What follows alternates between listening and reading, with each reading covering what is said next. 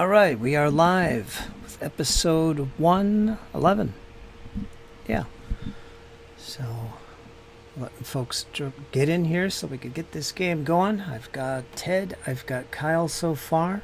We should also see Rachel popping in pretty sudden. And we're going to get this show on the road. Looks like we're going to be starting with a combat too.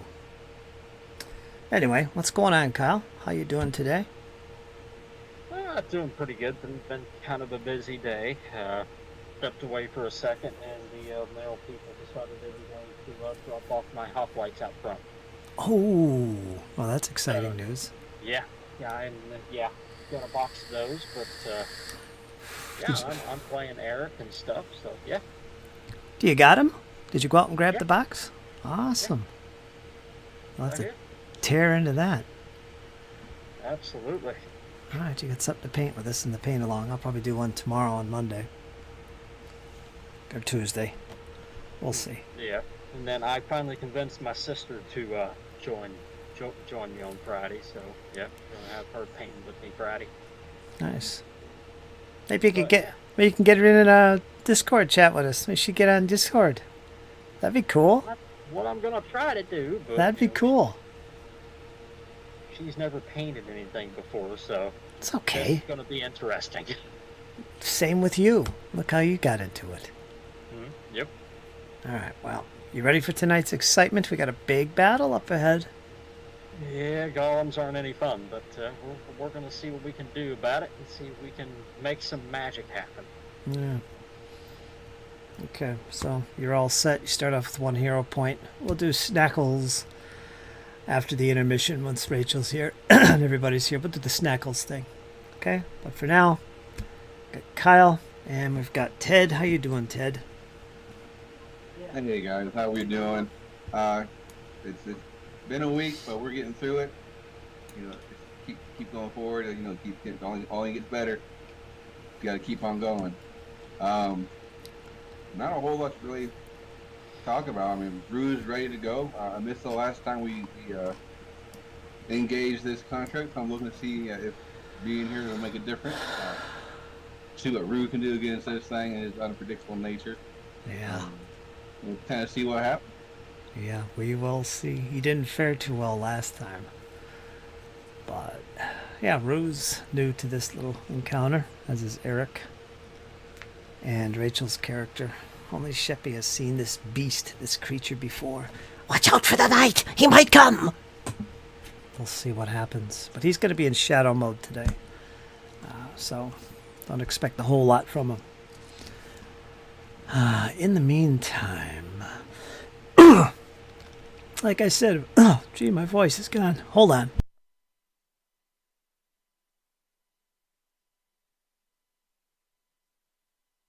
Holy smokes. Let's do a recap.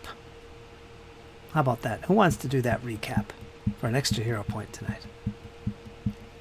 Any takers? Well, I'm always willing. You're opening your box of miniatures. Quiet, you. Do you want to do it, Ted? You don't have to if you don't want to. Nah, we'll let Kyle continue the tradition. Yeah. Go ahead, Kyle, if you're up to it. Yeah. Kind of. I believe if memory serves, we picked up kind of right where we left off, and kind of the aftermath of that big battle, and we did some further exploring around where we found the Orophons. We had another two little smaller engagements. One of them we were stumbled upon a ritual site. They had an individual tied up, but we didn't know that individual was there, and Sheppy just started dropping fireballs. So, uh, yeah, that happened. And um, then we kind of continued to search that area, and we opened the door, and we were met with the Uraphon leader, and pretty intense combat broke out. Pretty vicious combat broke out there, and it was looking pretty bleak there for a few minutes. I know the Rue was taking a beating. Eric, I took a massive hit right out of the box, but we kind of rallied up quick and quickly dispatched that creature. We waited inside. Then a bunch of other things happened. We did some search and did some investigation. We had managed to keep one of the other creatures alive, trying to get some information. It didn't seem helpful, so we tied it up and left. We then decided to fall back to our little, well, for lack of a better word, base that we have, and do some healing, and then head out, see if we can find this knight, and see if we can get into those doors and unlock them. Yeah. According to the Dark Elves, he has keys. Yeah.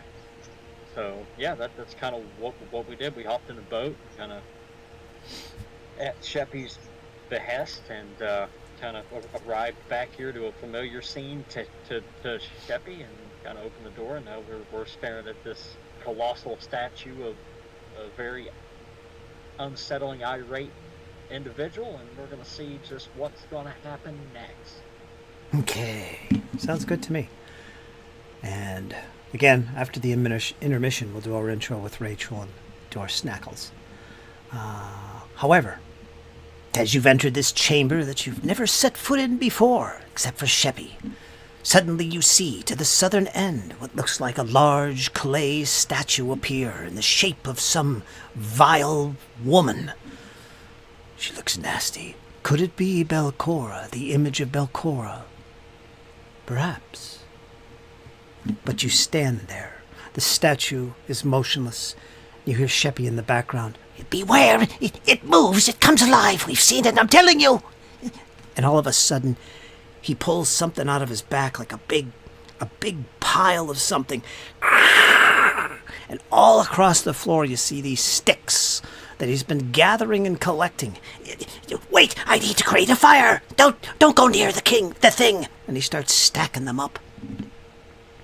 And you all pause, wonder, what the hell is he doing? And after a few seconds, a few minutes, almost a full minute, he starts mumbling some occultish words. An explosion appears from his fingertips and ignites the wood. And this little fire appears and catches the wood, which is very dry rotted. So there is this fire. Yes, that way I can get out of here. Now go about your business. And with that, we roll initiative, because as this is occurring, you all turn back towards the statue and see that this statue, which is about 10-12 feet tall, begins to move. First its arms, and then its head begins to look down in your direction, Eric. Rue, and it begins to step forward off of its pedestal. We roll initiative, we're good to go. Let's see who is first. It's going to be... Okay, we'll skip that. It's going to be the Golem. So let's reveal that in the initiative. Tracker. Bum, bum, bum, bum.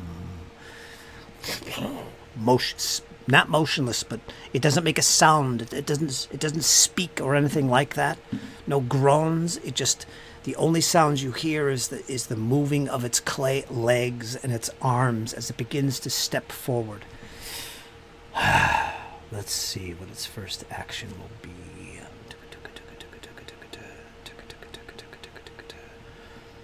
Yes, just 10 feet.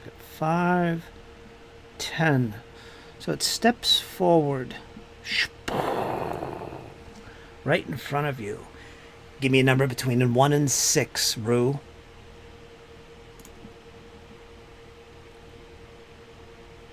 Kyle, give me a number between 1 and 6. 1. We'll start from the bottom and work our way up. Ah, okay. Rue, can you give me a number between 1 and 6? Can't hear you if you're speaking. We'll go with 3. 3? Okay, let me roll the dice here.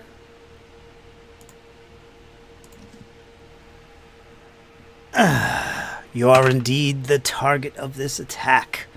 As it reaches out towards you, it has reach. And it can reach you, and it's going to do just that. It reaches out and tries to slam you with this great arm coming in your direction. Okay, let's roll this. This I'm going to...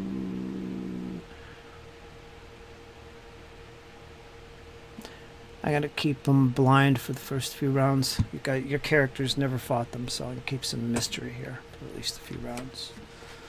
Okay, boom, 33. Your armor class is 27. That'll be a hit. Damage. It's going to be a nice solid 25 points of bludgeoning damage comes crashing down on you, Rue. 25 bludgeoning. That's on Rue. That's on Rue. It's going to attack again, this time on you, Eric.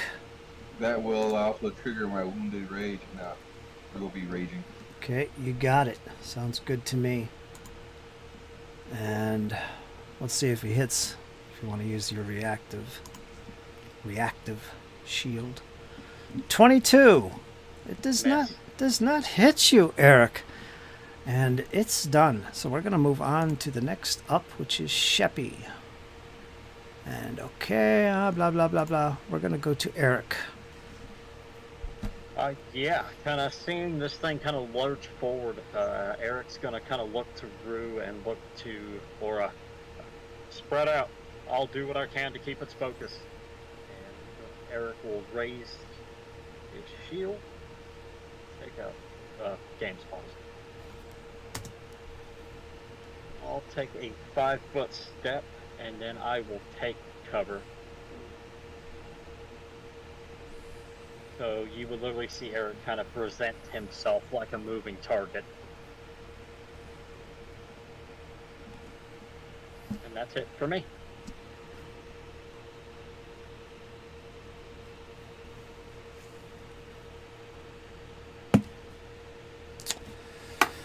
All right. While you're stepping forward, the creature does reactive strike you. So what's your... 5-foot step? Oh, I'm sorry. We're going to go to Rue. How high up is the ceiling here? It's about 15, 20 feet.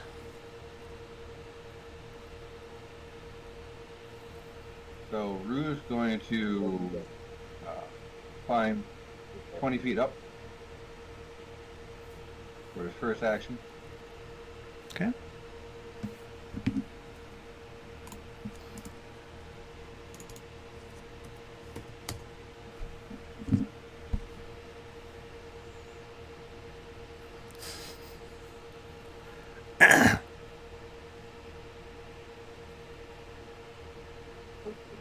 There, and then he'll remaining 15 feet of movement. He'll climb down, so he's about 5 feet off the ground.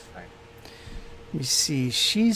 Let me double check and see if it says what her height actually is. If he needs to. I mean, if it's tall enough, I can yeah. get flanked from being up on the wall.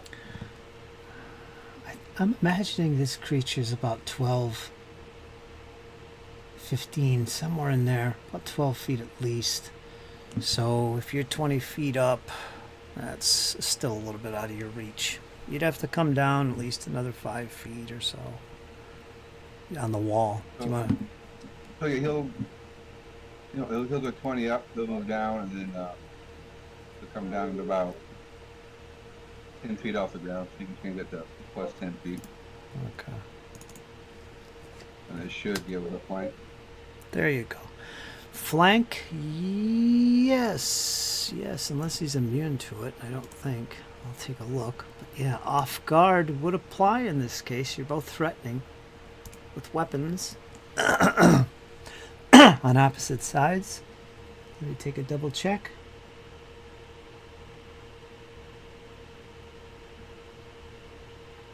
Got a whole list of them.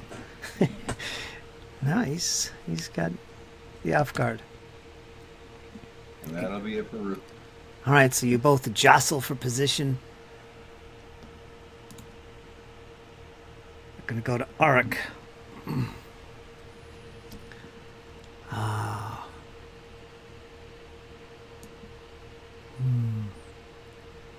She's going to 5-foot step back here. She's got her chakram in her hand. And she's going to use that. Let's see, strikes. Chakram. She's gonna throw that. Everyone, look out! And you hear that familiar whistle through the air. Change this to public. See what she gets. She gets a 28, which is a hit. So she did hit. She's going to do some damage. She's going to do 18 points of slashing.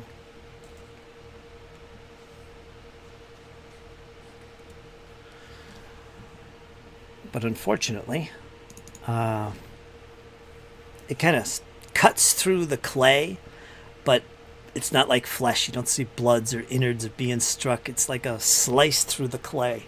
And as it returns, it kind of scratches it once again on its way back to her. So it's only going to do 8 points of damage.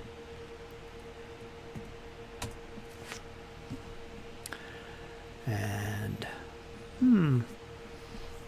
she's going to do that again. Not quite sure what's happening.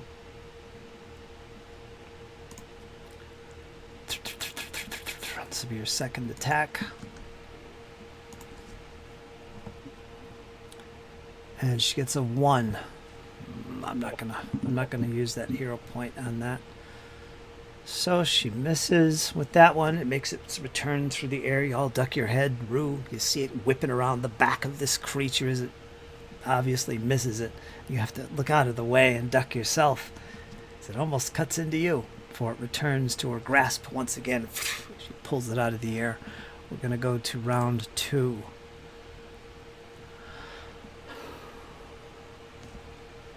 Let's roll a die.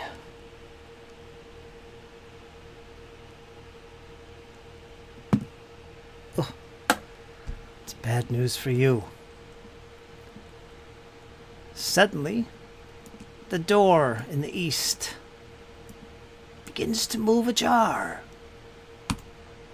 Stepping through. This would be its second action.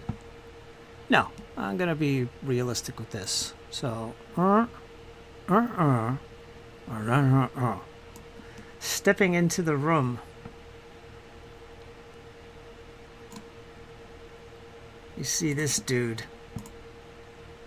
There he is, says Sheppy. It's that Death Knight. He's evil. And as we need your spells. As he steps through the chamber, he stops and pauses and looks around and begins to murmur something under his breath. You don't understand what it is. You can't really make out the words because it's like a whisper. And okay, we're gonna go to the golem next. What does she do? What does it do? Wonder how good its intimidation would be against you. Let me look and see.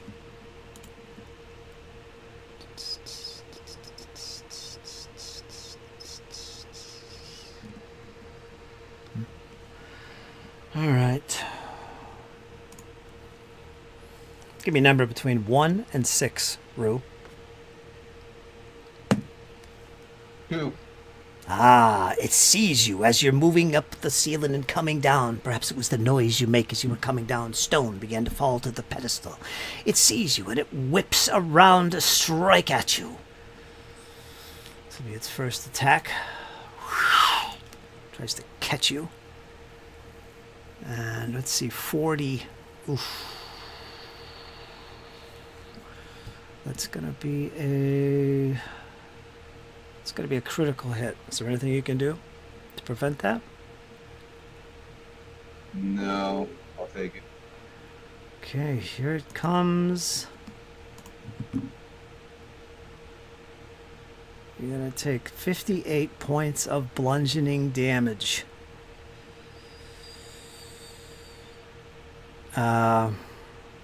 You are clinging to the wall, right? Yeah, he's got to climb his feet to be able to hold on to the wall. That 58. Since it got a crit, I want to see if you're gonna come off the wall. Not necessarily land prone, because I don't think you do anyway. But I want to see if it knocks you down off the wall with a crit. So you can make the roll against his DC, which I have in my head. Make a... Did we say athletics? As you try and use your strength and skill to cling tight to the wall? Want to use that? Let's use that. Athletics check. Let's see.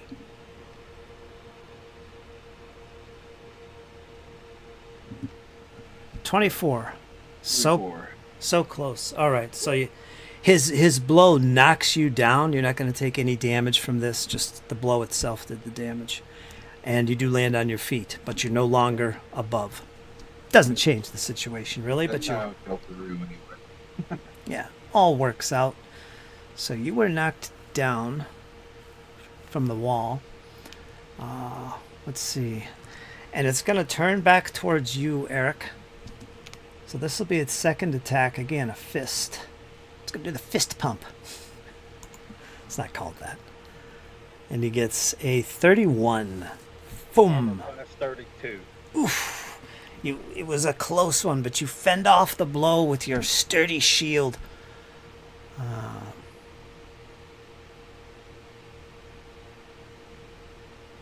Yeah. Okay. It's got one more action.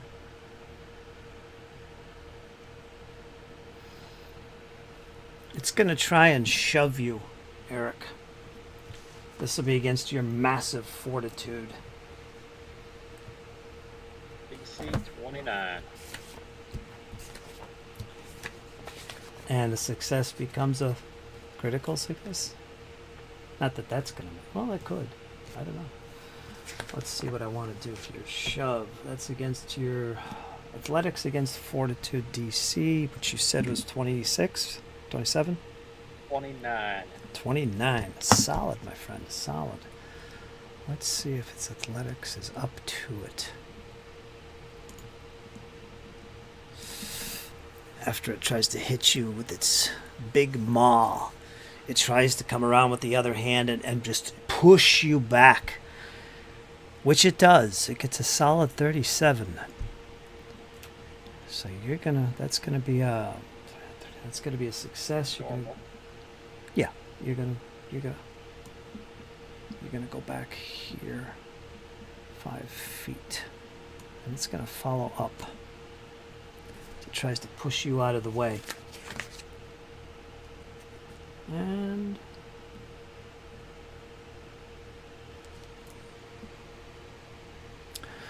that's it. Oh, wait a minute. Had a minus 10 on that. So it's And you rolled what, 37? 20. Yeah, let me figure out the math, Kyle, please.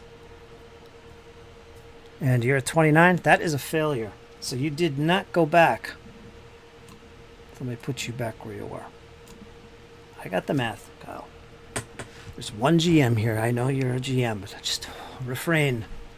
I got you. We're going to go to something else. We're going to say that was going to be... Well, yeah, it's going to be an attack. Which would miss? The shove. So we're going to go to Sheppy. He's next.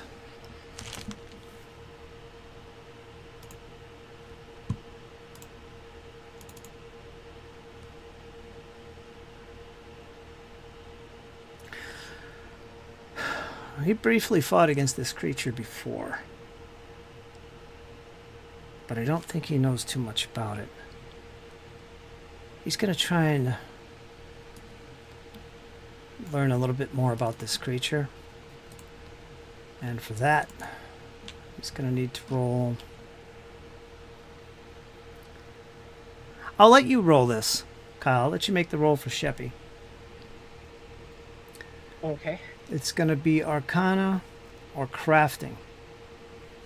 And I don't think he has any applicable lore regarding golems. Then we'll do Arcana then. Blind, right? Yeah. You'll be on the way.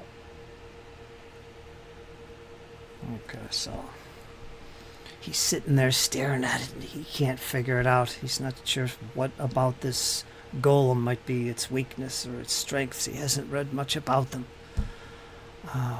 He kind of curses and spits as he begins to think of a spell. Let's try this. Fire, yes. That's his specialty. He's gonna do something. Let's do a 2. Let's do a 2. He's gonna do a produce flame. Nice and simple. Let's put this as public. Okay. Let me close that.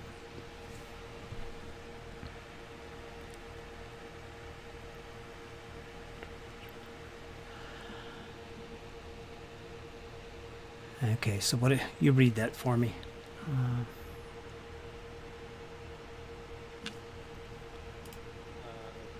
Basically says small band of flame appears in the area, makes a spell attack roll against the target's AC. This is normally a ranged attack. You can also make a melee. On success, you deal 1d4 fire damage plus your spellcasting ability mod. On critical success, the target takes double damage and 1d4 persistent fire.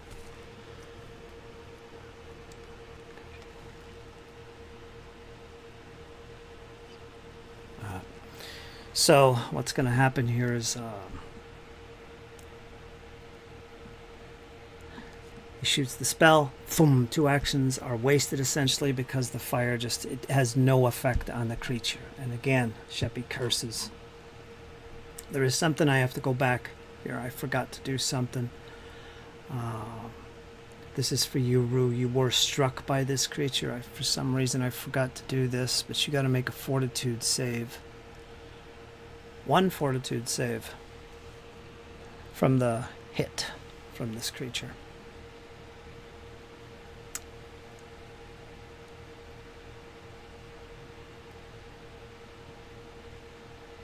Make that public. Fortitude save, Ted.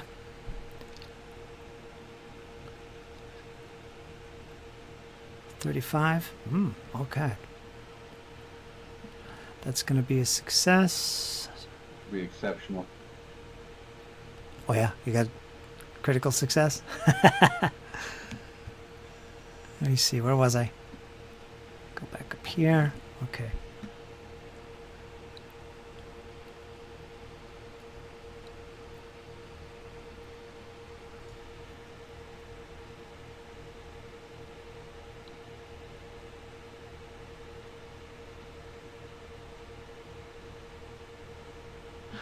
Alright, so you were successful. Okay, we'll leave that alone. Nothing additional seems to happen. And we're going to move to Eric. Sheppy's done. The spell didn't work.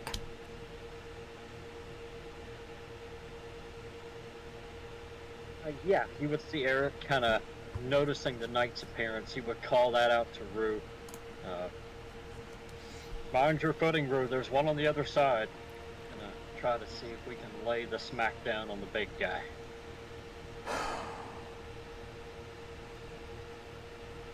You know what? I'm gonna hear her point that. Oh, and same result. Same result, man.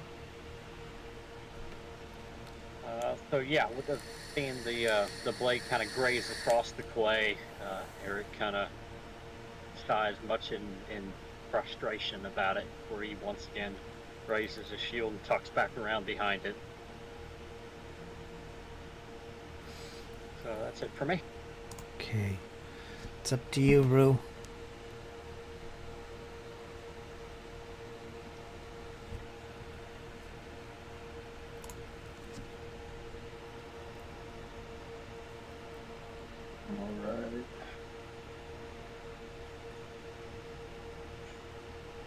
Rue's got his bell rung there with that critical hit. So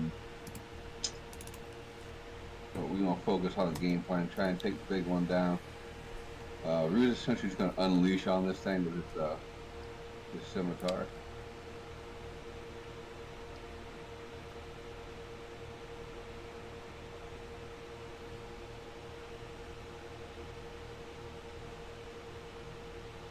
$33.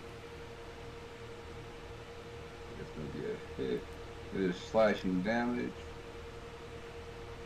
It's slashing and fire.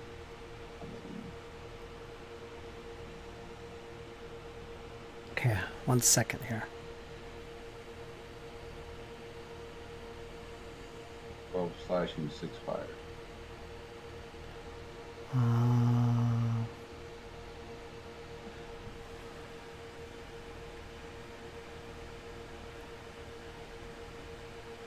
All right, so he's gonna take.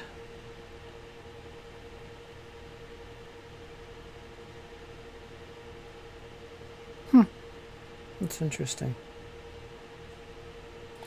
He will take the damage, full damage from the fire. In this case, because this isn't a spell or magical fire per se, although it kind of is. But your physical damage, which is, well, let me see what the details of your roll are.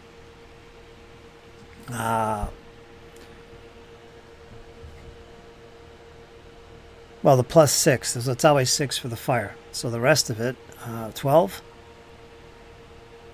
The rest of the 12 points are just the physical damage, which is reduced. So you only do 2 points plus the fire damage of 6, so 8 is what that comes to.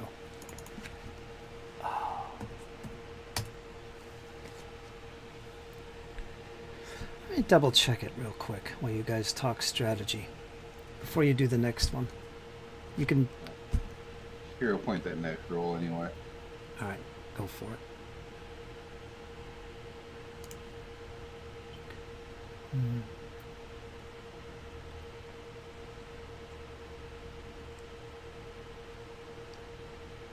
Huh.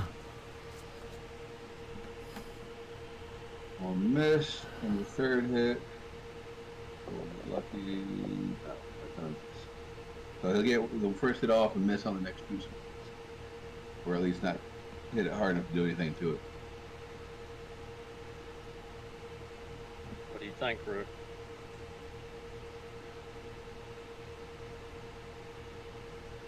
I think there's got to be some other way to stop this. This thing's going to take us out. All right. Let me retcon that. So the fire damage that you did, Rue, because it's a magical effect, it won't affect this creature. Likewise with Sheppy, where it just had no effect on him. Even though yours isn't a spell, it's still a magical ability from your... What is it from anyway? Where does that come from? It's from my heritage. It's elemental instinct. He's fire elemental base. So it's an ability. An ability. It's not a spell or anything like that. I think it would be magical ability. You know what? Let's look up the ability. Put it in the chat specifically. See what its traits are. Let's see. Concealed elemental rage, anathema, blah blah blah blah. Raging resistance, concealed. It has the trait of fire. So that would be like, just a normal fire. What is this though? Instinct. Channel forces. Essentially, it'd be like getting smacked by a fire element. Yeah.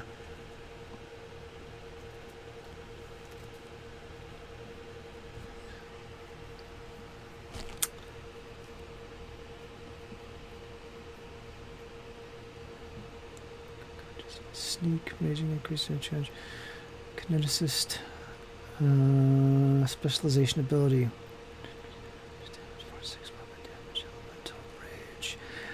Let's take a look at your actual attack that you did with it. Right above.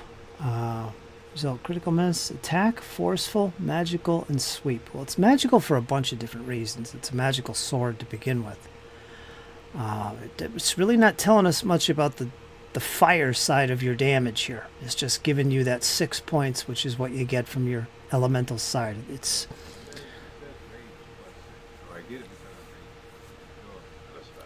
Where does the fire damage come from then? where my rage comes from. Yeah, and it's not giving us any details on the effect of that fire, that ability, the fire damage itself. It's not giving us any traits. Like, is it magical? Is it a magical ability? Just saying, I assume it is, because it can't be just fire that It erupts. says rage. It says rage plus 6 fire. So if rage is a magical ability, then yes, it is. Well, rage isn't a magical ability. That's not what we're talking about, the rage. That obviously isn't. But the fire effect, which is highly unusual, that's... It's due to the connection my character has to his heritage or through his through something. Yeah. To the elemental planks. Yeah. But what is it? Is it just a normal fire? Or is it magical? Kind of works to me like it's kind of like a kineticist almost, where you tap into the actual element itself. It doesn't tell us that. So, what I'm going to do here... other than its own. I'm going to say that it's going to be immune to that. Not just because of its anti-magic ability, but also which applies to spells and magical abilities. But because of his resistances. As well as his immunities. So, all in all, I'm going to make him resistant to fire in this case. Because I think he is. It's just, he's clay. The damn thing isn't going to catch on fire with normal or magical fire. Just hasn't, not going to have an effect on him. So I'm going to keep it that way with him. So I'll give him the 6 points back. Keep that in mind, that fire is not going to hurt this creature. As far as you can tell. At all. Alright, so what was your next one? The next 2 attacks for both misses. Alright. We're going to go to Aura.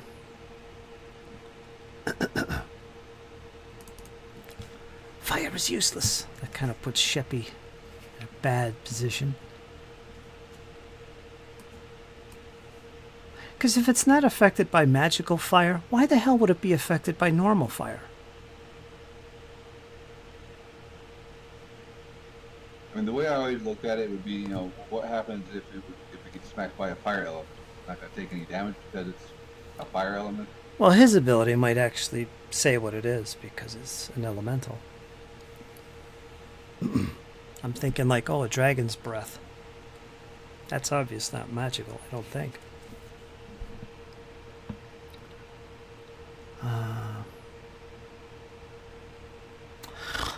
I don't know. Maybe there's a argument for that. I haven't read the remaster rules, so maybe I'm wrong. So I'll give you the 6 points, and we'll leave it at that. We'll make an exception. Plus or minus 6. Minus 6. So against that fire, we'll give him the 6 points. It's alright. It's whatever. Let's move on. We've got Aura. Let's see what she can do with her flamboyant chakram. Let's see, I gotta stop opening her sheet and just use this HUD. Where is it? She's got a 21. Republic with her roll. She gets a nice 34. Ooh, 27, 37. That is a normal.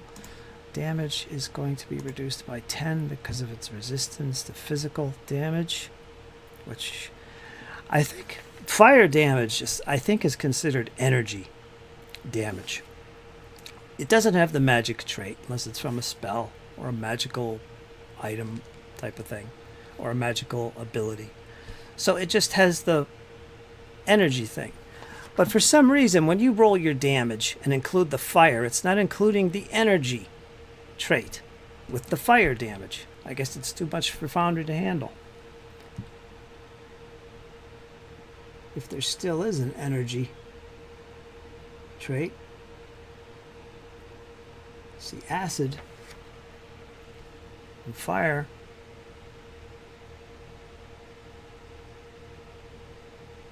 Yeah, we'll let you do the damage. Yeah. Because talking meta here. It's not actually immune to fire. It's literally immune through its anti-magic capabilities from magical fire and magical abilities that are fire. So in your case, I don't think it's magical, the fire damage. So in that case, yeah, it'll take it. Which also means it would take fire damage from a torch. It's kind of goofy. Doesn't make sense. It's clay. But that's what it says. It doesn't say immune to fire. Unless it's magical. 19 minus 10, so it's 9 points of damage. Minus 9 to the golem. And she'll do it again. Any word from Rachel? She said she broke the router. Oh no. But it was the wall piece we broke. We have to mitigate downstairs, waiting for the okay to head upstairs. So I guess it might be alright. God. 19 damage again. Oh, it's gonna be 9. Give yourself a hero point, Ted, for helping me with that, because I think I think you were right. I think that's how it would be done. Even though it doesn't make complete sense to me, but Well, raw, that's what it sounds like to me. Archives doesn't even list the traits on it, because that's where I've been for the last couple minutes, and it doesn't list it if it's magical or not. Okay, we're gonna go to next round, which is round 3. Starting with this guy. Tap, tap, tap, tap, tap, tap, tap, tap, tap, tap. What is he gonna do? This dude named Kalido. What to do? What to do?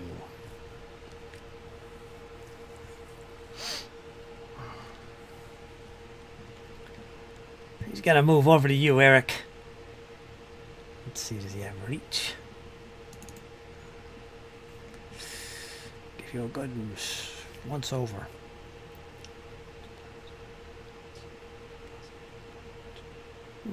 You would just see Eric kind of brace behind the shield. He senses the presence. Yeah, this guy is a nasty one. No, he's gonna move up. And he's going to slam you with this great sword that's kind of blue tinted and it's got like icicles dripping from it. He's gonna try and hit you with it as he raises it above his head and comes down hard. 27, not a chance. Nope. Not a chance. He's gonna try it again. He comes back around, lifting this thing with ease, and tries to cut you the other way.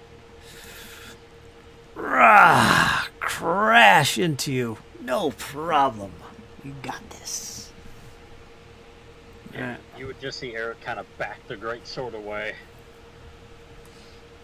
Steel definitely taking a pounding at the moment.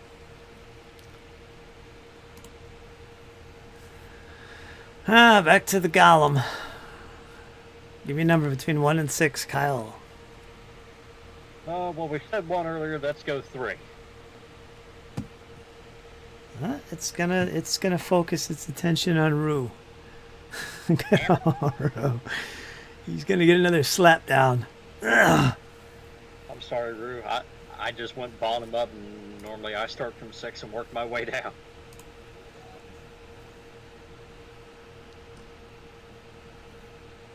Another fist comes flying at you, Rue, as you try and dodge out of the way. Ooh, oh.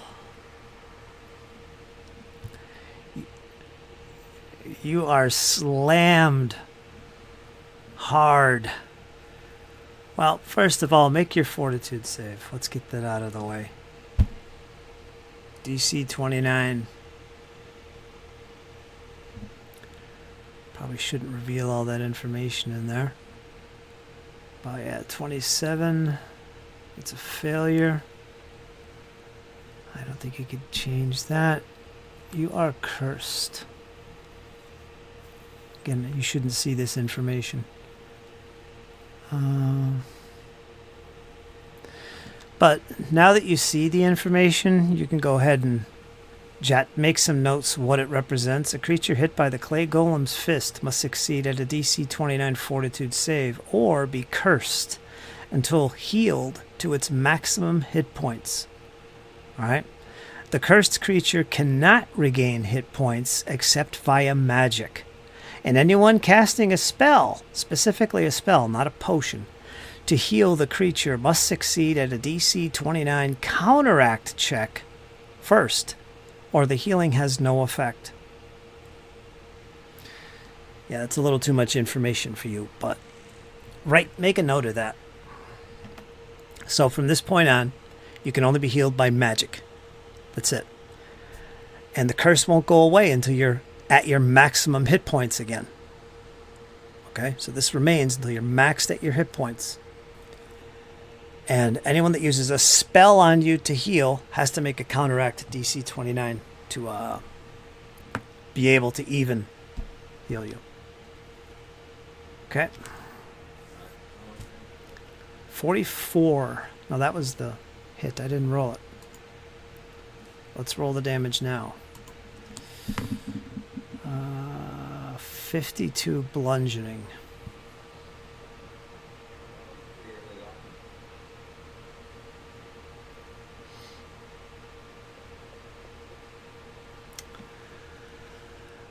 Alright. Get 13 back, I guess. Oh, you're getting hammered by this thing. So, yeah, keep that in mind. You are cursed. Oof.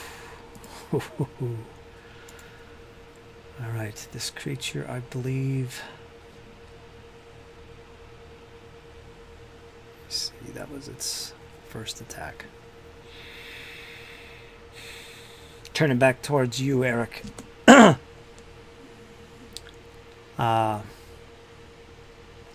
going to try and shove you. Like it did before. Got to remember this time. This counts as an attack. So your DC for Fortitude is? 29. 29. Let's try and beat that 29. An athletics roll from this clay golem. Golem. Ooh, not with that. 26. It fails. Nothing special there. So it's got one more. It's going to try and clobber you. So this will be its third. Final attack and action. 33. That will hit. Alright, do your fortitude first. Let's do that.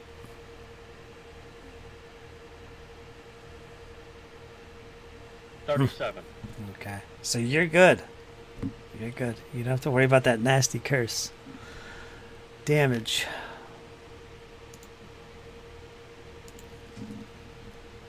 The clobbering. 27. Why is Rue taking the nasty end of the damage category here? It's the same die. 27. Excellent. And that's it for him. It's going to go to Sheppy.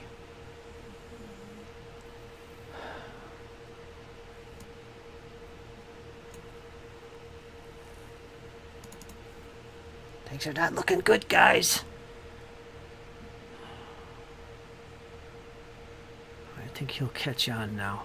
He does have healing. Maybe that would be a good spell right now. Seeing, oh, I can't see Rue. Damn it.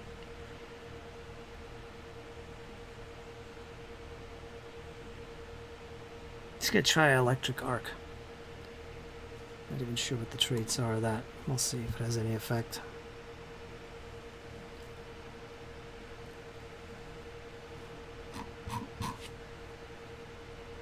Cast. Where is it? Oh. Electric Arc. He's got to make a save DC 27. Okay, we'll do that. Let's be against the... No, let's do it against the knight. Yeah, screw it. Being frustrated with the golem, he's going to try this. Uh-oh, looks like there's an aura in play here. I'll have to look at that after this attack.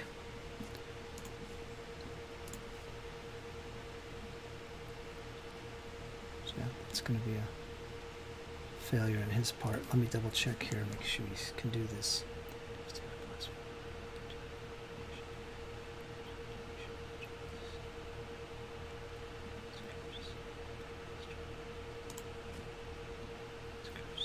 Grave Knight Curse.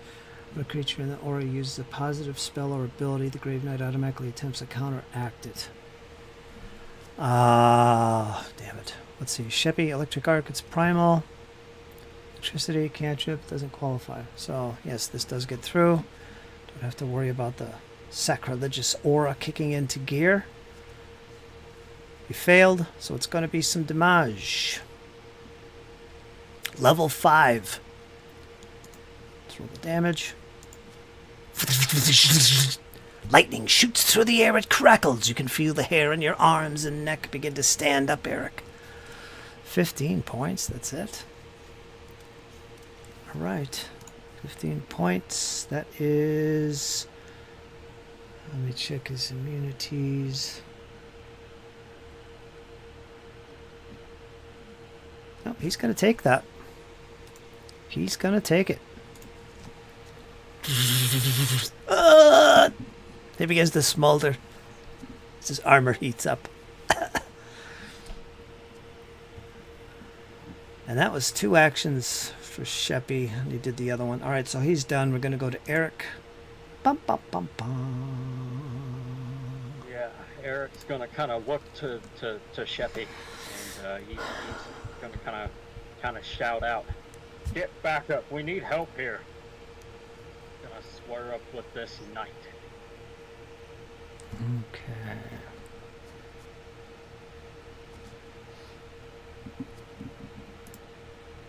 And that is a hit, normal. Got a hit.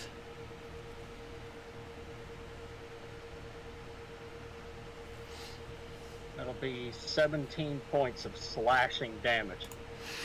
He takes it. He takes it.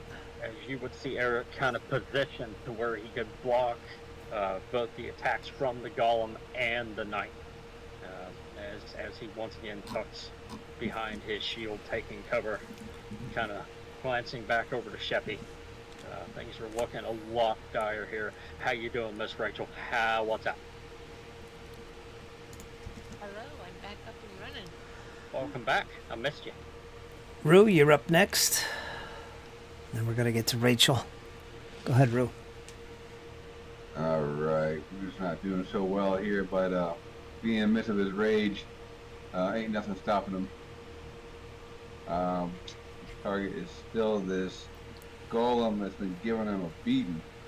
Not much more I can do to this thing other than what I've been doing, so he's going to keep wailing at this thing and try to whittle it down as much as he can.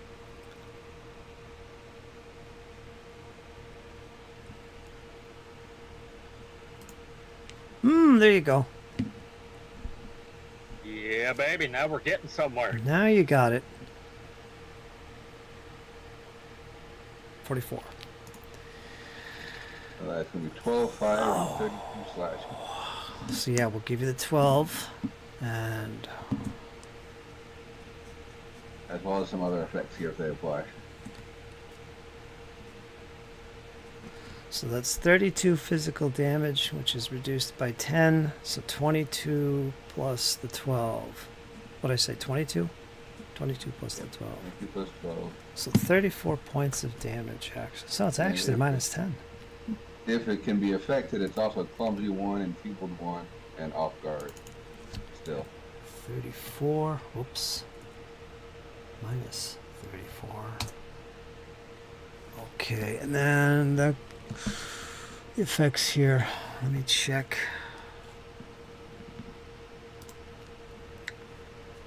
Hold on here. There he is. Clumsy. Blah, blah, blah, blah, blah.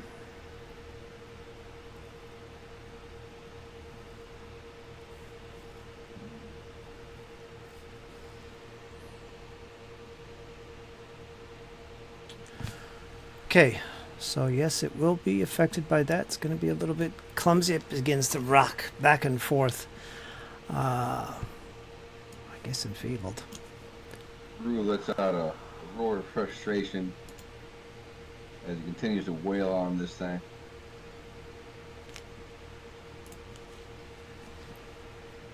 I'm gonna hero point that.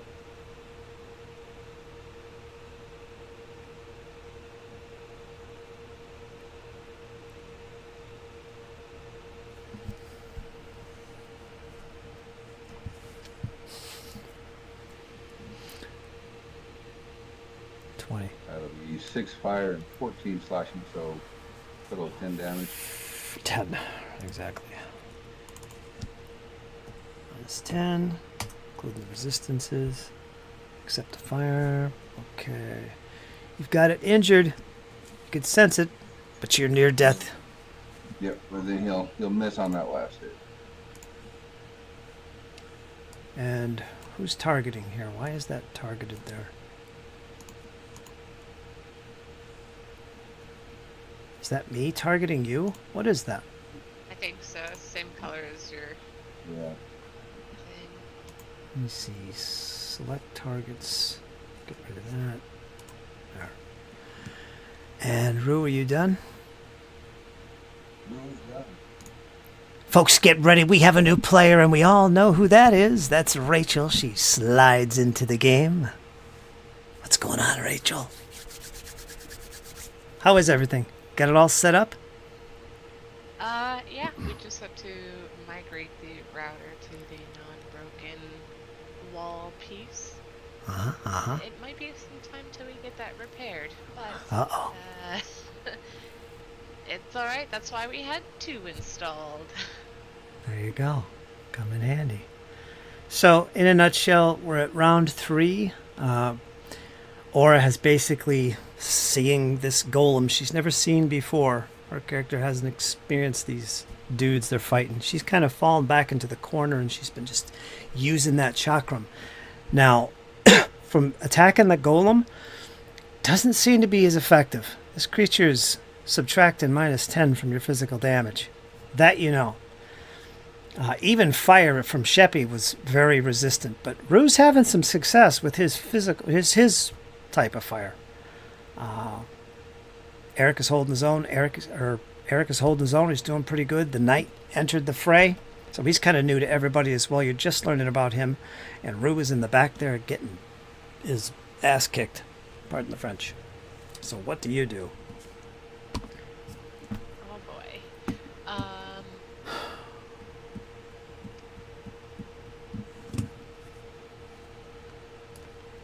What did I step into? Right? Yeah. I think to give myself an extra round to look through what I have, I'm just going to do my usual double hit and target both. Okay. So I'll attack the knight as he's closer. He'll go first, and then the golem goes second. Excellent. This will be your first ever attack on this knight, so Oh boy. you don't know what's going on with that. Oh. Okay, here we go.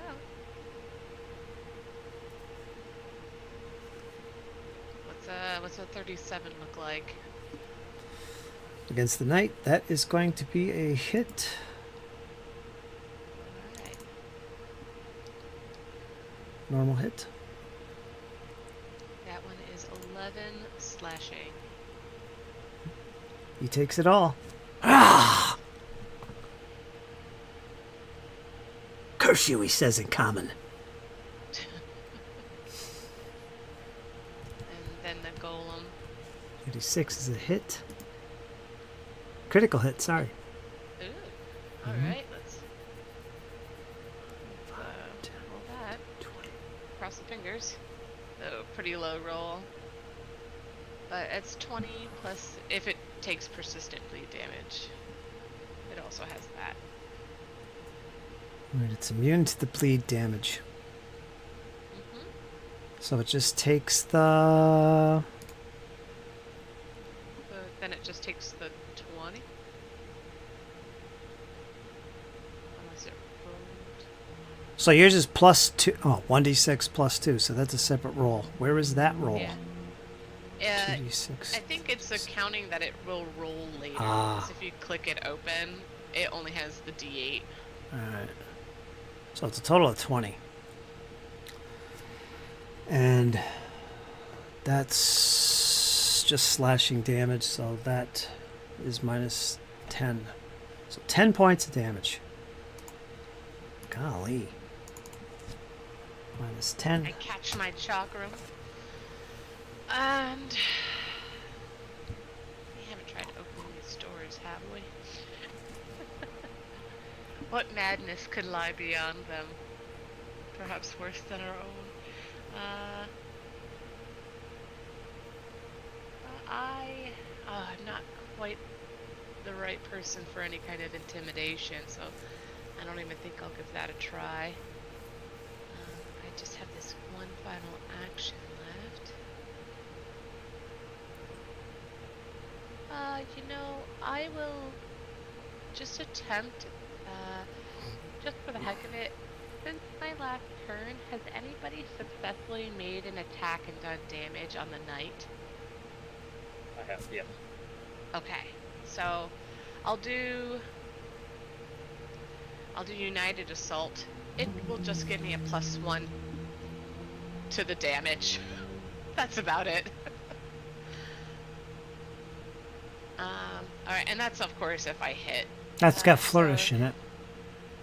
Oh, it does, you're right. Yep. I think all of them do at this point. Alright, so I can't use that one. Oh wait, yeah I can. Because my, oh wait, no, that's the stance.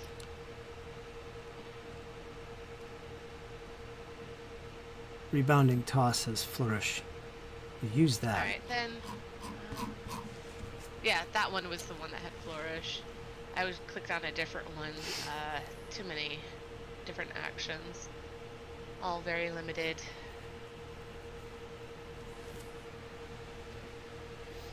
So I'll just instead recall knowledge on the knight. To Aura, she's never seen this guy before.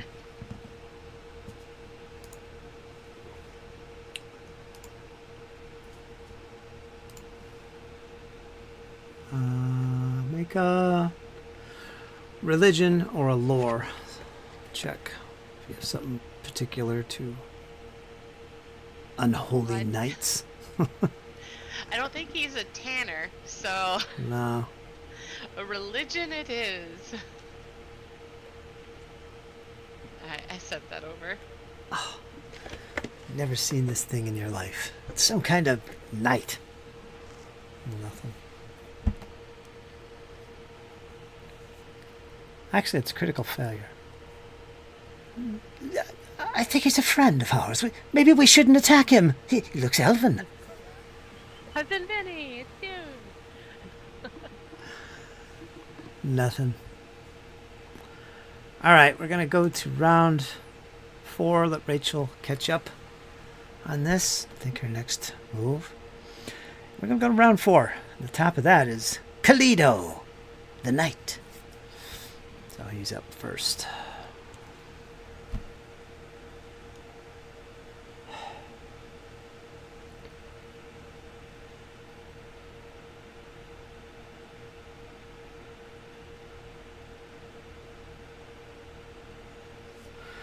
Let me double check him, make sure I didn't forget something. He's got that sacrilegious aura. That's about it. That's the aura.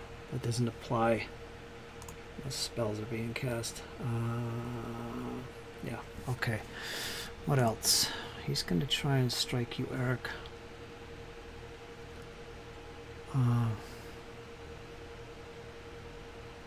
Yeah, he's just going to strike you. Keep it simple. Well, actually, wait a minute. He does have something here I should probably use.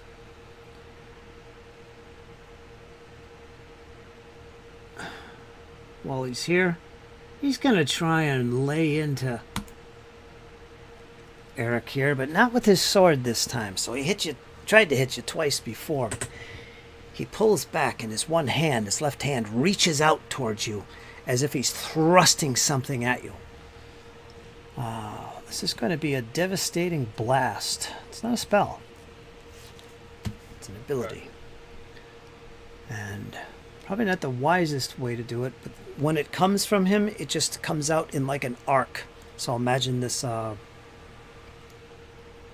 this cone, coming out behind you, but it doesn't affect anyone else. It's just going to be on you. You're going to make Kind of like the burning hands thing. You're going to make a basic reflex save. Get out of the way.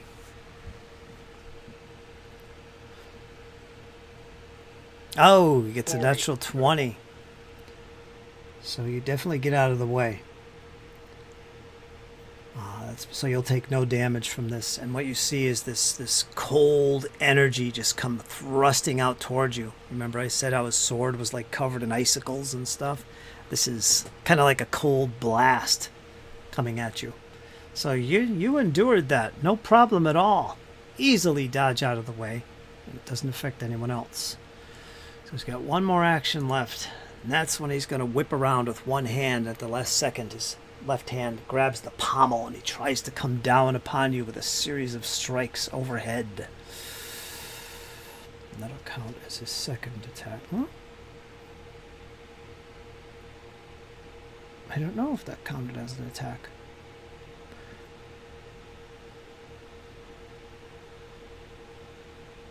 When you cast a spell, that doesn't count as an attack, right?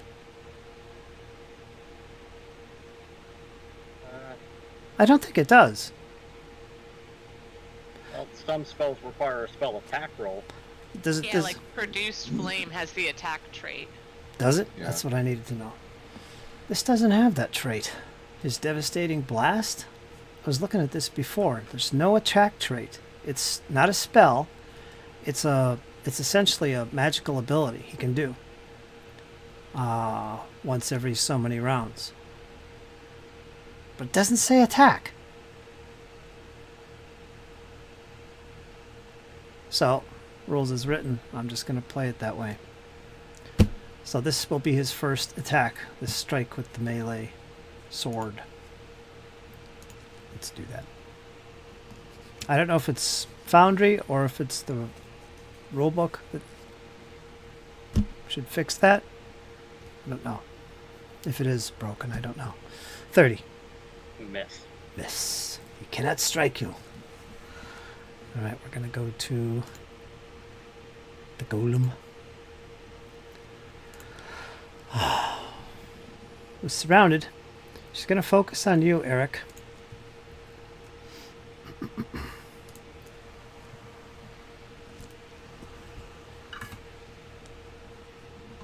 Try and thump you over the head again with one of these clay-like fists while you're somewhat distracted. 30. Miss? Miss. Okay, it's going to do it again. What does it do? 31? 32. 32. Miss. It's going to try it again. Very unlikely. Oh, not this time. 33. That's enough on the last one. What was it? 32?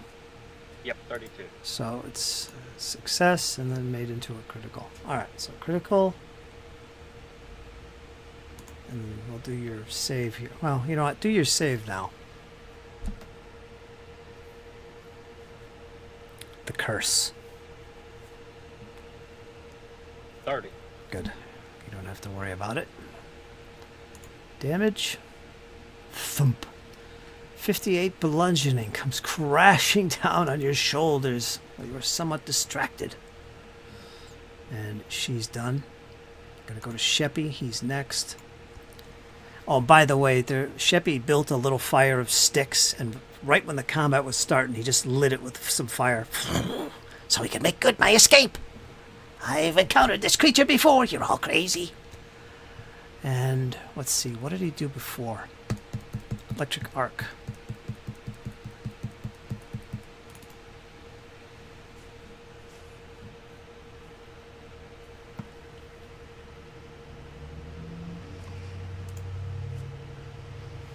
Well, let's try it against the knight.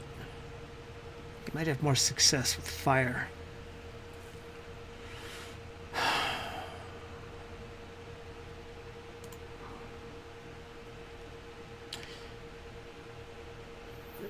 Fire, light. Fire, concentrate attack, primal. Okay, you don't have to worry about that aura, so the spell will go through. He's going to try and use Searing Light. And it'll do 5d6 spirit. He's got to make an attack roll. It's 34. That's going to be... I got too many monsters open here. It's going to be a normal hit. So he's going to roll damage.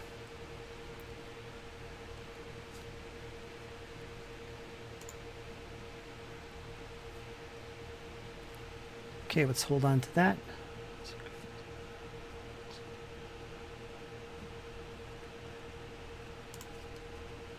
Again, the aura.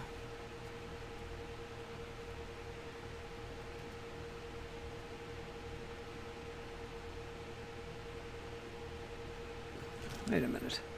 Sacrilegious aura. As the aura and divine trait, when a creature in the aura uses a positive spell or ability. Positive. Is this positive? No.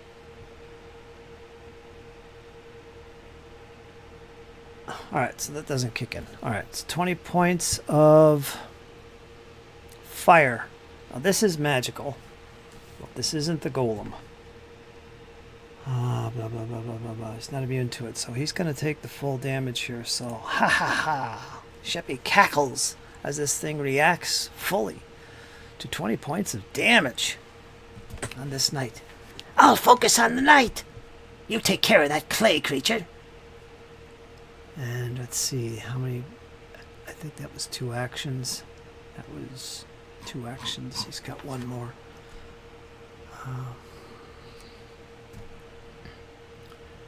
Alright, we're going to go to Eric.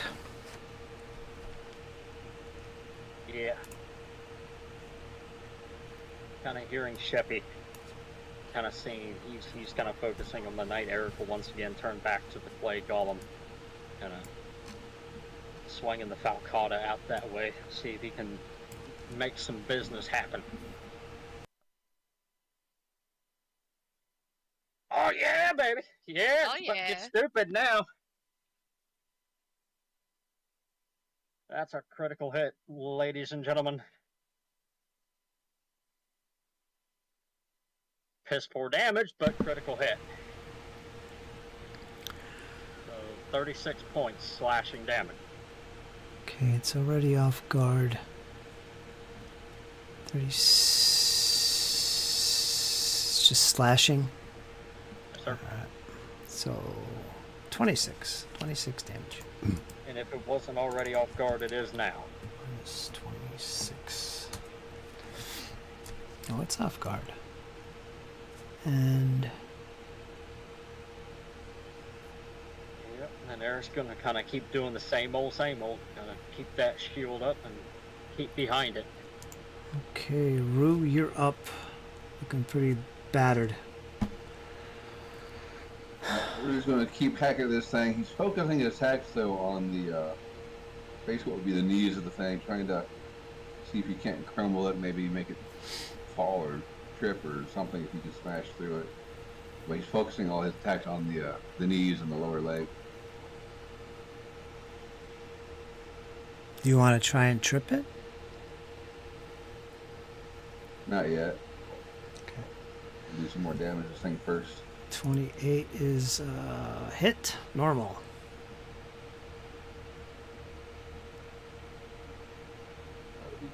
Total of 10 damage to it.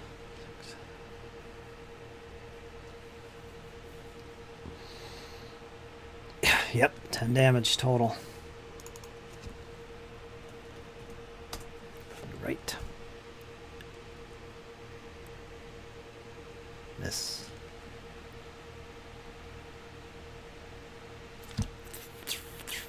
Miss. So you're back there going to town with your scimitar. He's a trying. That's going to be it for this round. Fire shooting everywhere. As you rage. Well done. And let's get to Aura. You're up, Aura. Alright, that plan I was looking into, we're just gonna scrap that. Instead, I'm going to take out my shield. And then I will finish my turn with the rebounding toss. Once again, targeting the knight and then the gold. Alright, so let's actually target.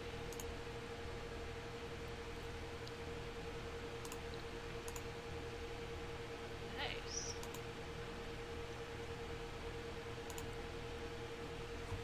Alright, that was a 12. 12 damage. 12 slashing damage on knight. So it's full 12 damage. And golem. That was a lot of dice. Oh, okay, that was your dice. I'm like, what? And it was just 9 for the golem. Also slashing. 9 minus 10. Probably the lowest I could roll for damage on my weapon. Is damage minimized to a minimum of 1 when that happens? Or is it negated? It's got resistance 10 against physical damage. I think it would have resisted all of it. Yeah, alright. I don't think it goes down to 1. I don't know how to play Pathfinder. It's my first time. Alright, so... Yeah, that's that. Okay, gonna go to round 5. Kalido is up. Whoops. Oh, that's how I'm targeting by mistake. It's on the tracker for me. I have a targeting thing here. If I want to target somebody, I could just click on this for the token. That's neat. Maybe I'll try it. Yeah, let's try it. Let's do that against Eric. Let me try and target you. Let me see if I could do that. Where are you? Right there.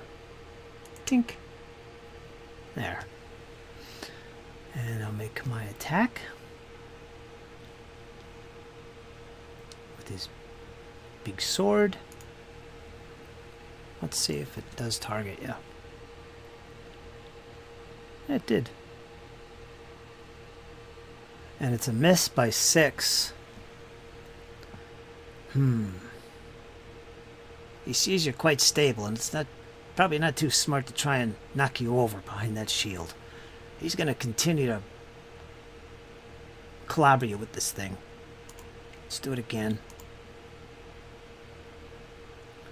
Nope. Yeah, that shield's definitely taking a beating as Eric kind of, you would see him with the impact of the blows kind of shift on his feet, kind of shoving the greatsword away. So he just wasted his turn doing that. Let me untarget you. That's pretty convenient. I should start targeting again. Alright, so he's done. Let's go to the golem. Ah, she's mad. She's pissed. Oh, I think she was focusing on you as well. Eric, both looking pretty bad. So she's going to spend at least 1 attack on you before she turns once again to face Catman. So let's see if she can hit you. I forgot to target you. Let's roll this. 15, 38. That's a hit, not critical. Normal damage. Cross your fingers. Make your fortitude first. DC 29 to keep from being cursed. Ah, good. Just 38. perfect. And let's roll the damage. I don't want you to be cursed. 23 damage. Bludgeoning. Yeah, Eric spits some blood on the creature. And then she turns once again to the Catman, who she has not forgotten. Bring it.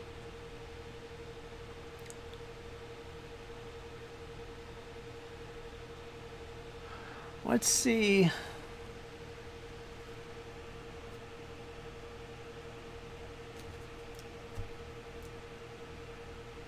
Let's see if she could.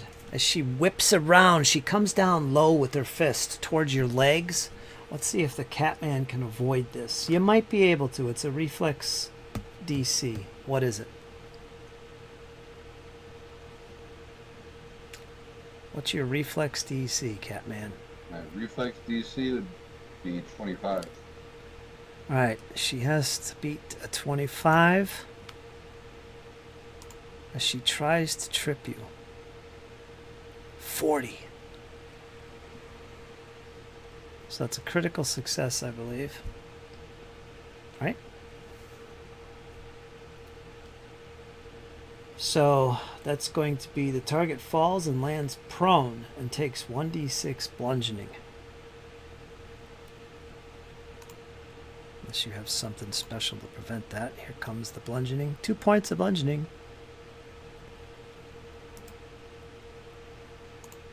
And you are prone. Make yourself prone for me.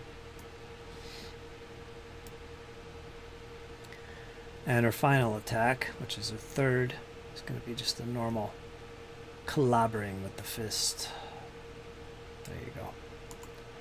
Try and finish you off.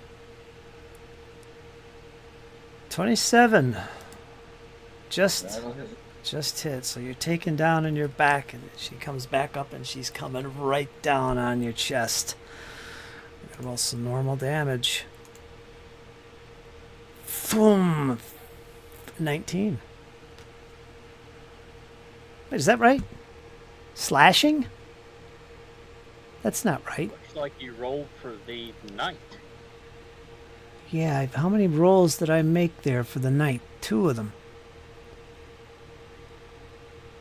Both the attack and the damage. Alright, so skip those. Let's re-roll it. Sorry, my bad.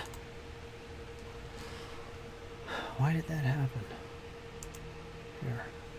Let's do it again. Oh, I'm clicking on this frickin' character sheet. That's what it is. Alright, so here's the attack. Third attack. She tries to... Oh, she got a critical.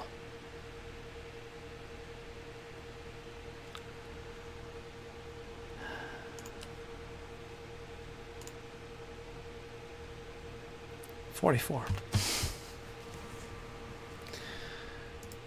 And that's gonna put you at dying 2. And also, however, triggers my armor again.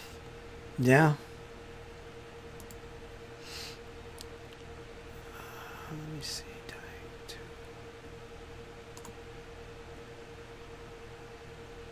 Whoops. Why did it do that? You should be dying. Because I received healing and was stabilized. Oh.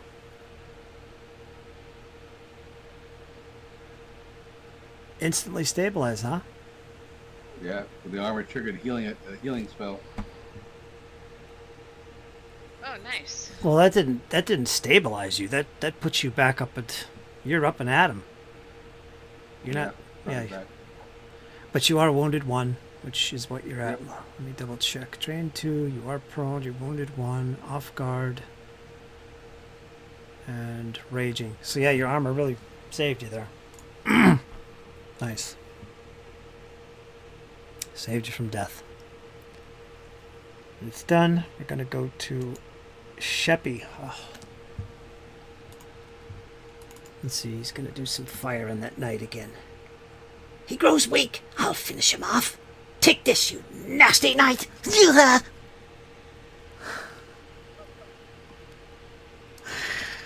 He's going to do produce... Wait a minute. More powerful spell here. Burning Hands. Can I do that? Is that a range? I don't think so. No. It's a 15-foot cone. Is it? Yeah, Burning Hands is a 15-foot cone. I don't think I'll catch anyone. Oh, never mind. I'm thinking of something else. It's either a cone or a straight line, but I think I'm thinking of another like cleric spell. Oh, I can hit them both. Nothing to do with Sheppy. Yeah, Alright. burning hand is a comb. Comb or a cone? Yeah, They I got come. it. I got it. I can hit both the knight Well, and the after golem. burning hands, you won't have any hair to comb. Exactly. Gouts of flame rush from your hands. Let's put that in the chat. So he catches them both, just barely. But he's got them both. They have to make some saves. These are basic saves. Let's do that. So the knight. Let me check the traits here. Fire, concentrate. Okay. So this can be pulled off regardless of the aura. So the knight has to make a basic save of 27, basic reflex, and he gets 32. That's going to be success, so it's half damage. And the golem is going to be unaffected. Yeah, it's the fire, it's immune to it. Won't do any damage to him. Alright, so it is just going to hit the knight. Let me get rid of this. Normal damage.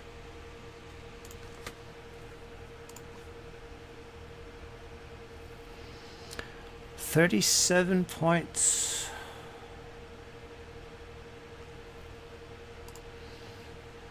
Fire. Double check him again.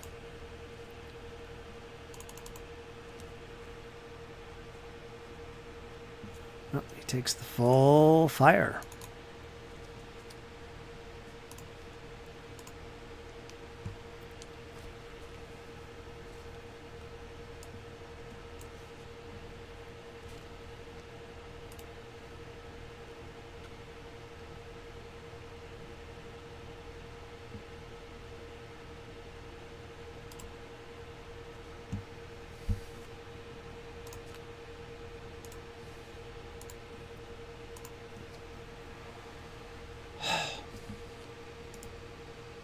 Okay, it's looking pretty bad off.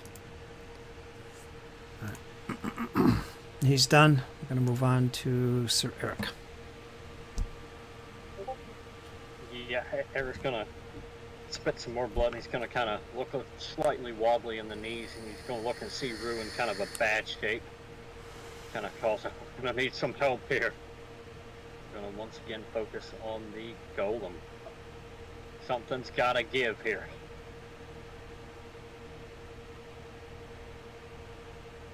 You know what? I'm actually gonna hero point that. We need critical.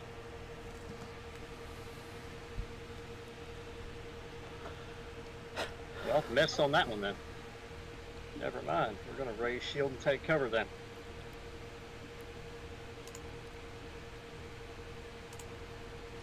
Alright, you're up. Alright, I take just a single step forward. And I take, I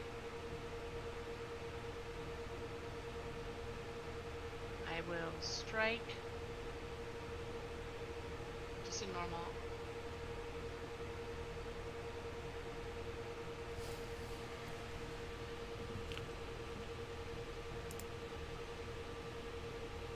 Did the 34 hit the knight?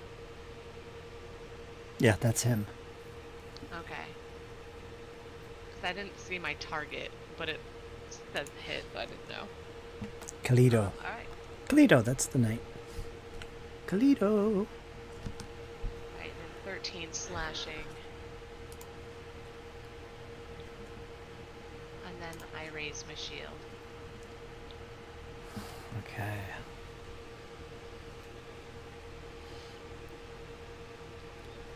Right. Okay, we're going to go to round 6, starting with Kalido the Knight, who's taking a beating here, left and right. He's kind of upset. He's not happy. Fire, everything else, cutting into him. But he sees a new target. So as the elf steps forward, distracting the knight with her blow, he's momentarily distracted from finishing off Eric. And his sword whips around after dragging on the stone floor.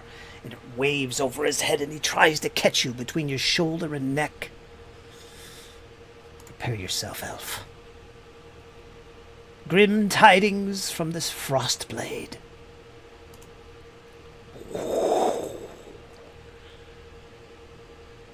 37. Yes, but not critical.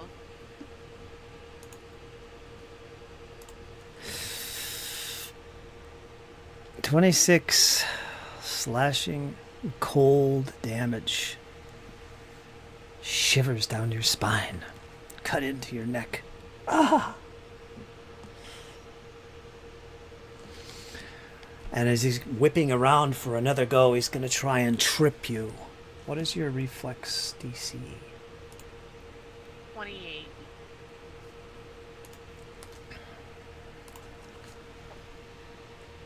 He gets a nice 39. That's a critical success. You're going to take... Well, you're going to be... Where are you? You're going to fall prone. Yeah, you lose your balance and fall prone. How come you didn't take damage? Oh, I'm reading critical failure. Sorry.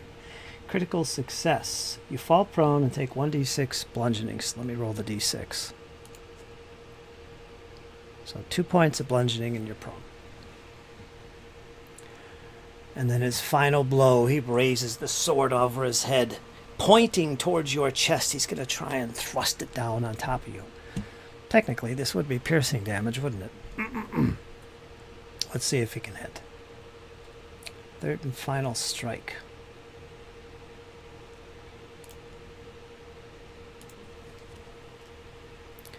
Ooh, we almost rolled a 1. 33. That'll do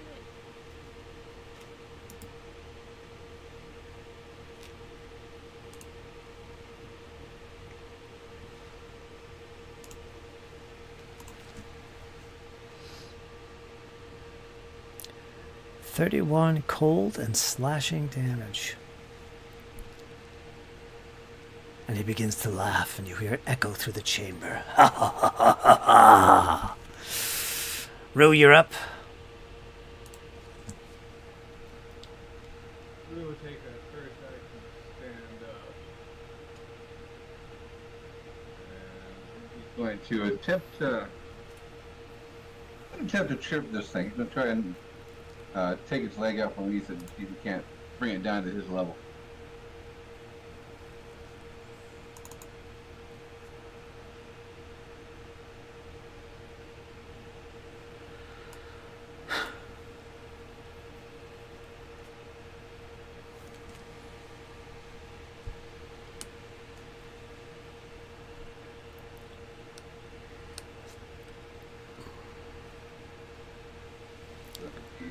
Athletics check.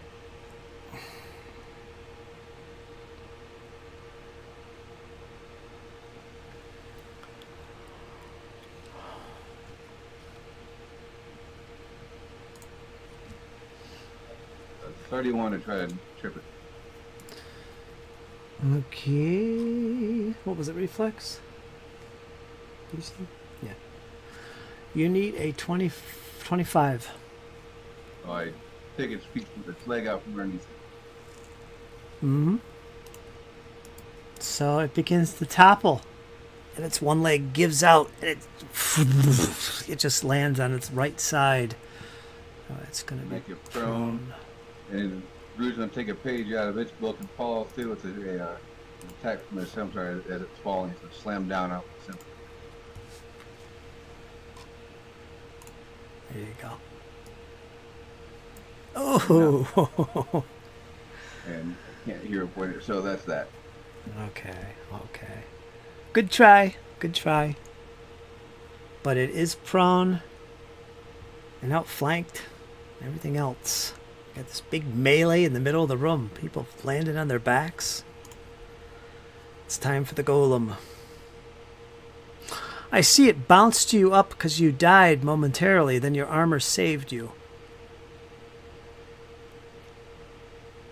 Right. You did actually die because you had the wounded, so you would change an initiative. So that's right. All right, she's up next. Get ready to deal some revenge. She was focused on Eric here before. You're both looking pretty bad. You're up.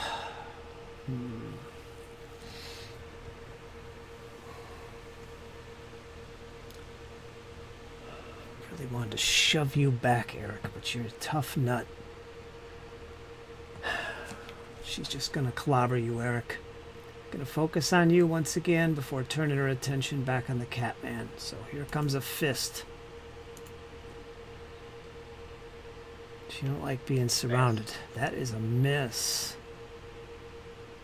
So I'm gonna try once more. Nope. Nope. It turns back around towards the Catman once again. I'll try and clobber you. And it gets a 2. So that misses you. She's done. Sheppy.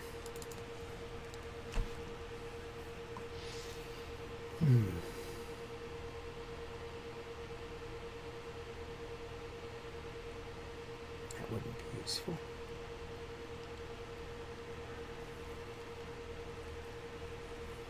Dinosaur farm.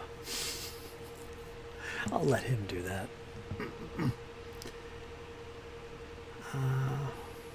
Does Sheppy have like a heal spell? He should. I think he does. Yeah, you need it pretty bad. We all need it. I think he does. Let's see where he's got it. What level he's got it at.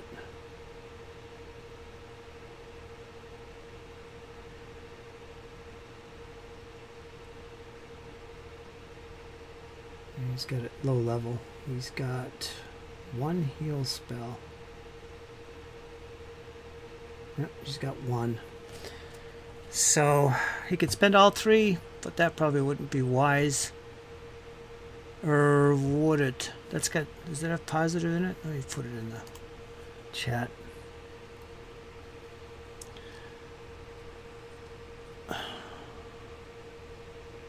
Is positive even a trait anymore? It's holy or unholy now.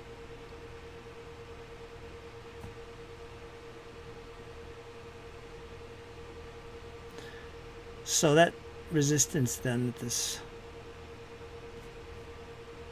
guy had would apply because there's no positive. It affects positive spells. So it'll be replaced with holy. So if this has holy in it, which it doesn't, well, that doesn't make sense. Maybe it's vitality. Effects with this trait heal living creatures with energy. Deal vitality damage. I wonder if that's what it would pertain to, vitality. Because that would be the equivalent of positive. I think that's how it would be. Because it would do damage if I did the 3. It could damage the undead dude. Don't know what effect on the golem. But what do you want me to do? 2 or 3 actions. If you could clap off a 3, that would at least heal me and Aura. Alright, let's do a 3. Let me see. Roll damage and healing. We'll do that first. This is 1d8. 2 action healing. No, I don't want to do that. How does this work? 30-foot emanation?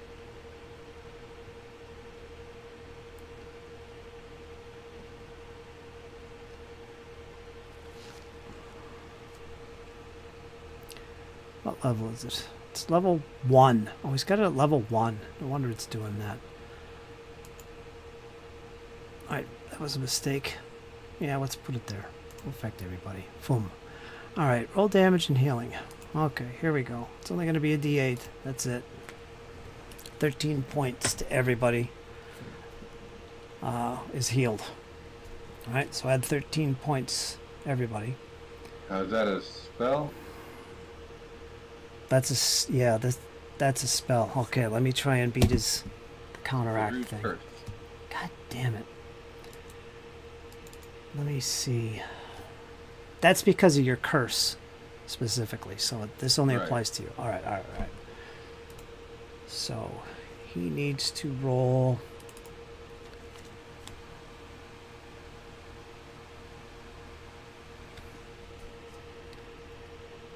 Do you remember the DC? I think it was DC 29. Sounds. 29, yeah, I got written down. All right, let's see if he can do that.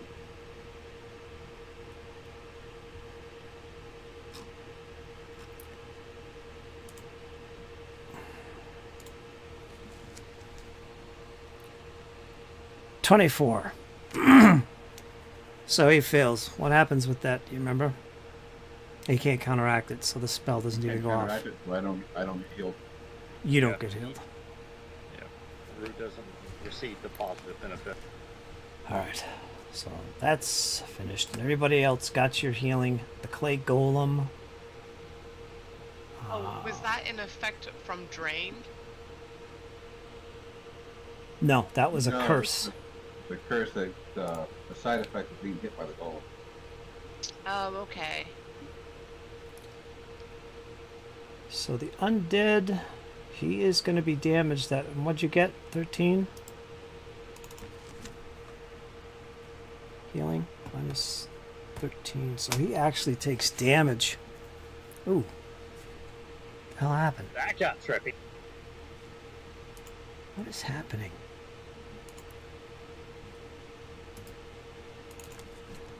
Minus 13. So he took 13 damage because he is unholy. He's undead, I should say. Ah! As the vital energy fills the room. The golem, though, I don't know. I don't think it's unaffected. It's a construct. It's not unholy or anything. I don't think it takes damage from it. It's certainly not healed because it's not alive. So it's like in between, I guess. So that's the end of that. Sheppy's done. So there you go. Little 3-action heal for 13 points. Next, we're going to go to Eric.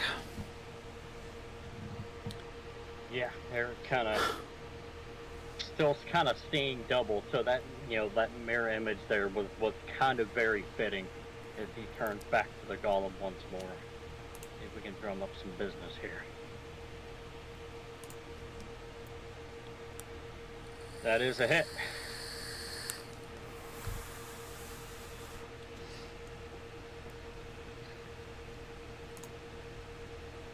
So it'll take another 7 points of slashing damage.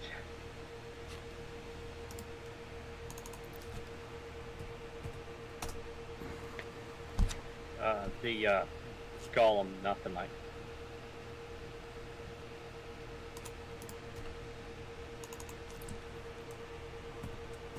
Yeah, I'm trying to whittle this golem down. And then the rest is pretty standard. Raise shield and take cover. Alright. Okay, Aura, you're up. You're on your back.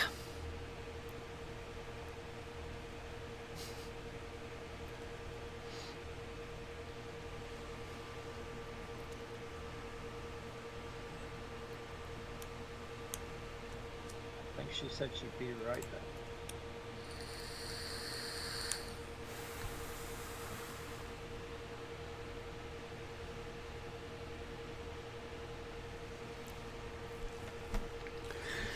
Well, while we're at it here, let's get rid of this. I can find it. What is that aura? Not aura, but the aura. Where is it? There it is. Let's get rid of that. So what do you think so far? Pretty rough, but you're whittling them down. We're holding our own for the moment. Oh, but jeez. we definitely need backup. Yeah. You're doing especially well in this one, Kai. You're getting its attention. They're not hitting you as much. You get your little blow in now and then, but that shield and defense and high fortitude can't knock you down. You're solid, man. Good strategy coming in there and getting their attention. I'm kind of thinking like a professional boxer, since I almost was one. I'm kind of throwing the jabs out to keep the attention on me, and kind of juking and jiving, using the shield as cover.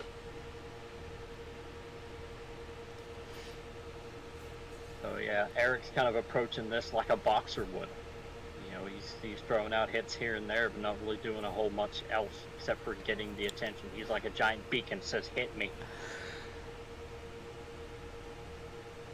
Yeah, they got Rue taking a beating back there. He's kind of whittling it down too, but he's got some things that are keeping him alive. If you go down again, does that armor help you again, or is that just a one shot? No, it's a reaction. So anytime I take damage when I'm less than half hit point, it kicks in as a reaction.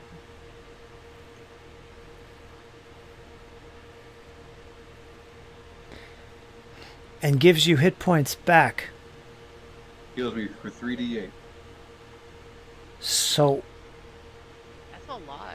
how do you ever end up dead? Take more damage than I can heal. Ah. So if I take a second hit that same round, it doesn't kick in because it's a reaction. So does this apply before you die? Well, I would. Well, That's a good question. it happens as a reaction to dying, right? It happens as a reaction to taking damage. So even if I were to take 1 point of damage, it's a reaction to taking damage. So I don't think you died and you're not wounded. How are you going to rule it? I was going to roll with it. So. I would say take away the wounded. You never died. Because otherwise you can't die. Unless it kicks in but doesn't deduct enough and you still take enough damage to kill you. Then you go to dying. Right, because right now I say Rue's I'll go ahead and say Rue's at 17 hit points. He takes another point of damage. It's going to actually, the armor or the ability, if it doesn't heal him enough to keep him positive, he's down. Yeah. So it's not a reaction from dying. It's a reaction when you're below a certain number of hit points. When you're, for being so injured, it's a reaction for taking more damage. Yeah.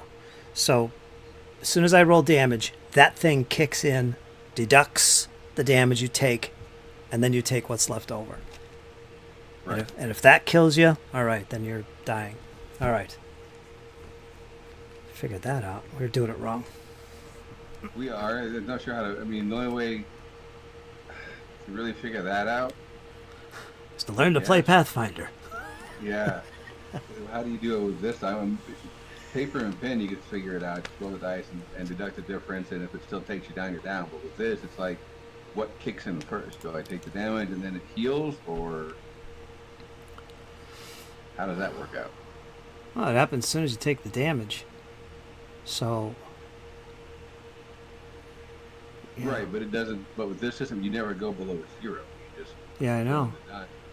So if I go to 0, but then I heal back 17 hit points. Yeah, you never die.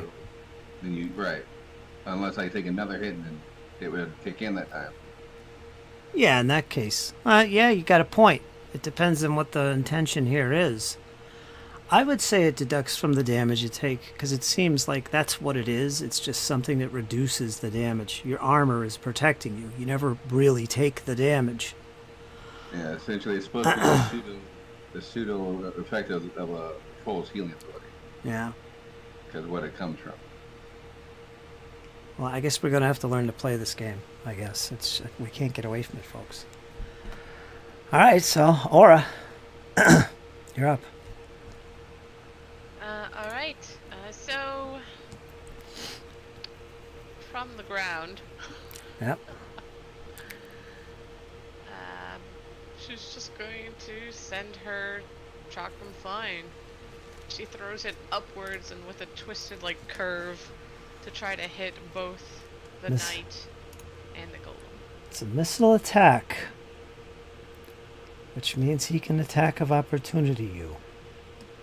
Is it a missile attack? It's just a strike. It's a ranged attack. Okay. Your chakram is a ranged weapon. This is what my character would do.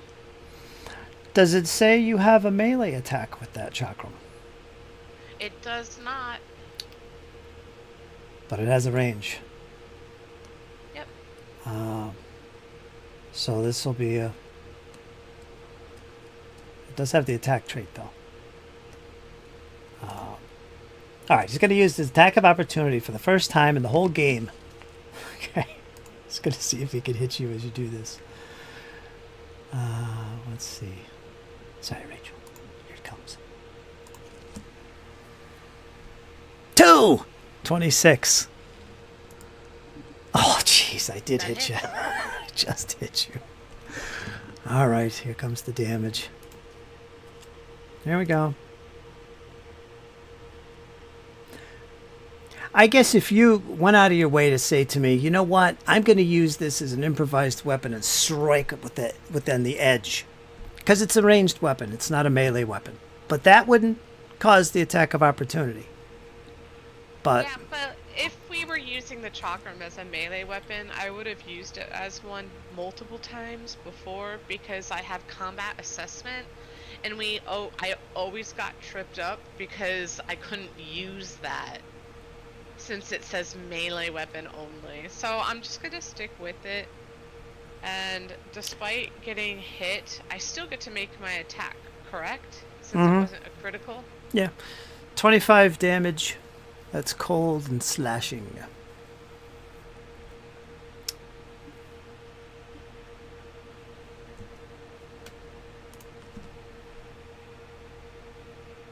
Alright. So since the first one missed, there is no second attack. And she's going to You could hero point. crawl. I could. I guess I will do that. I'll reroll using a hero point. Nothing better. And then she's going to crawl 5 feet. I don't think you can 5-foot step. It wouldn't matter. He doesn't have it, but you could do it. It's not a 5-foot step. It's a It is crawl. A crawl. Yeah. You said 5 foot, so I kind of thought, oh, 5-foot step while you're crawling. Can't do that. But yeah, you got it. He doesn't have one anyway. Next, we're going to go to the top of round 7. And it's Kalido. He desperately wants to finish off the elf.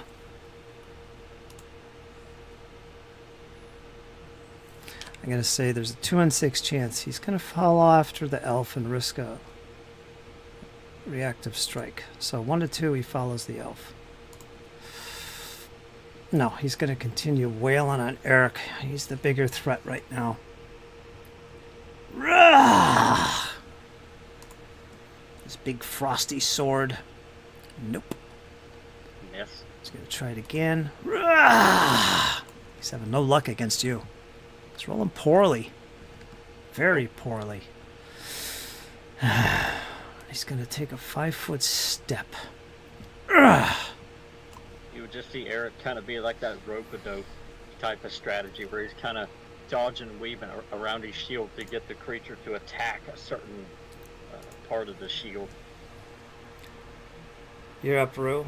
Oh, wait a minute. We'll keep you where you are. It's more interesting. You didn't actually die. You wouldn't be moved in initiative, but go ahead. We'll keep you there. Rue's gonna keep it focused. He's single-minded on this big thing. He's gonna keep on wheeling on it. Big clay creature. There's no blood. Nope. Oof. You're not having any luck this round. See if you get the last. Nope.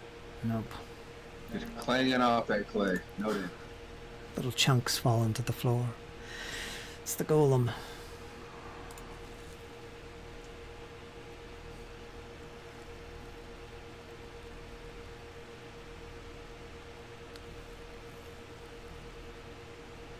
How big are you, Rue?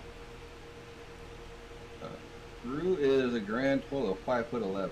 What's your bulk?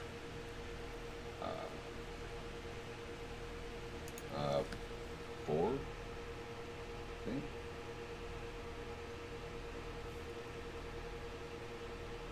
Yeah. All right, scratch that idea. All right. I'll try one more time. What is your fortitude DC, Eric? 29. That's right. Nice solid 29. 32. Tried this before, but something happened that prevented me from doing it. I don't remember what it was. Like I forgot a multi-attack. But this is his first attack. It's a shove. Got a 32 with its athletics check. Beats a 29. Alright, so you're going to be moved back 5 feet like before. And it will pursue into that little Doesn't it have to square. stand up? Oh yeah. Yes it does. Alright, let's backtrack.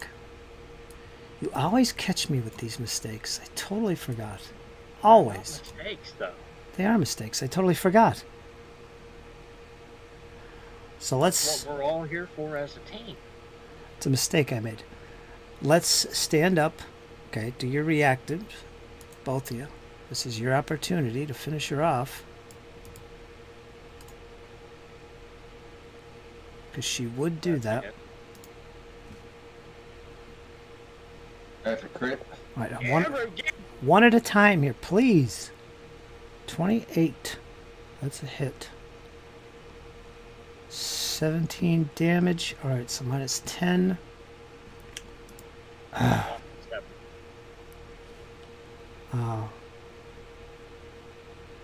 Rue does a total of 26. 7 points. Minus 7. That's a little bit. Rue, you got the crit, right? And you Crit got... with a total of 26 damage after the reduction. What is it, 26? 26 is the total.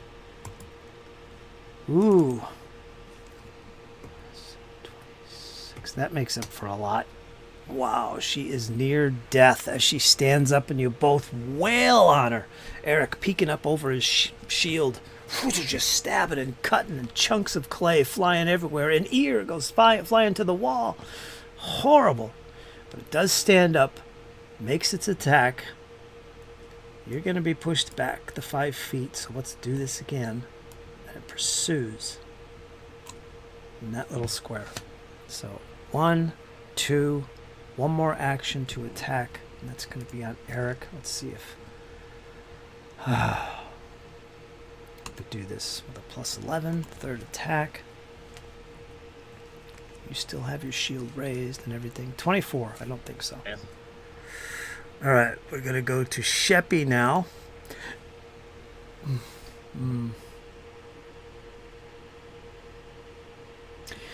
There was something, I'm not going to retcon it now. There was something, I think it's the knight. He has sacrilegious aura. And much like the curse, anybody in there that casts a spell with positive or uses an ability with positive in it, which translates to, what did I say, vitality? Yes. They have to try and counteract the spell entirely. In the case of Rue, it was specifically I had to counteract to give him the healing, but the spell still went off. But the spell itself might have not gone off because I have to attempt to counteract the aura of the knight as well. I didn't roll that. I'm not going to roll it now. Just let everybody know that I didn't make that roll. So if I do it again, I will have to do that. Specifically, that was the heal spell.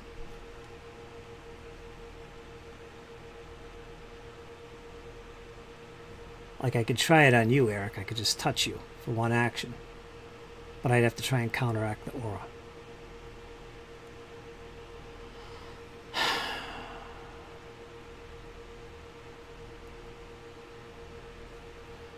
don't think he's going to do that.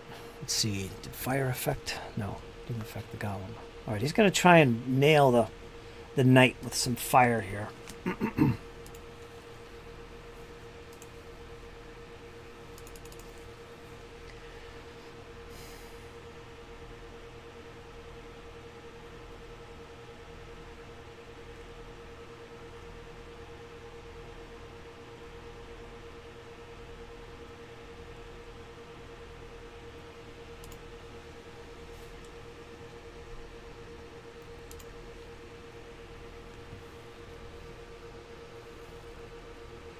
You could roll this, Kyle. The damage and the attack. I'll let you do that. Can you do that from the chat? Yeah, I can do that. I just got a target that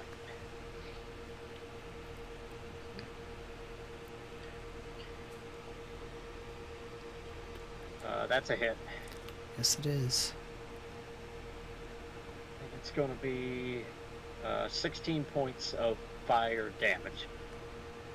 Yeah.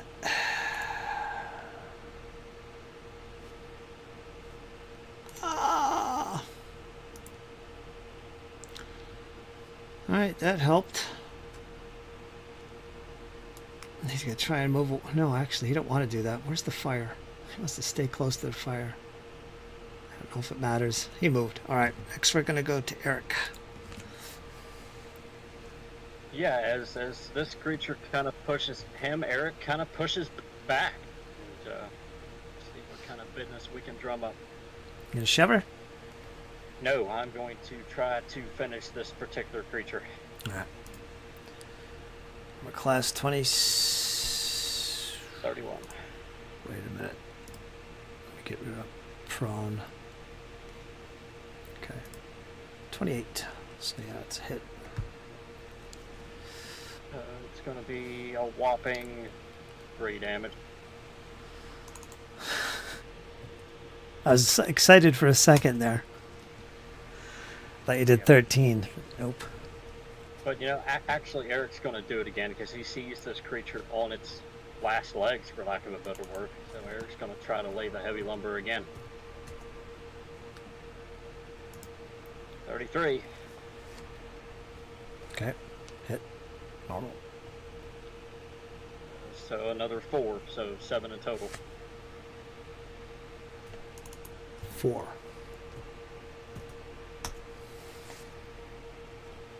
Going to raise shield.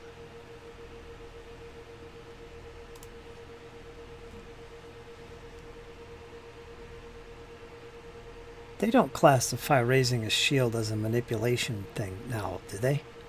No. Or you're up. Yep. I'm going to tumble through. Try to go straight downward. You're prone. Can you do it while you're prone? Oh, Describe it for me. Rolling. yeah, I was gonna say. Well, she's it's gonna be like a first grader's somersaulting class. Go for it. I suppose, yeah, she's just rolling 31. at a 31. Yeah. I believe that's a reflex. Stumble through. Reflex. Stumble through is against reflex DC, which is, hold on, that's Sheppy. 29. So you got it. Success. What that means, you move through the enemy space, treating the square as if space was difficult, so it would cost 10 feet to move in this square. Alright, so that'll allow me to at least get to the other end here. This has the move trait, so it technically could attack of opportunity you, but he won't.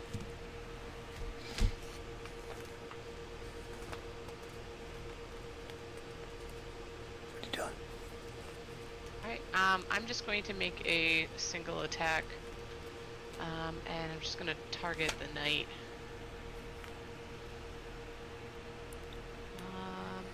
You know what? She'll target the golem instead. Cross her fingers. Got him.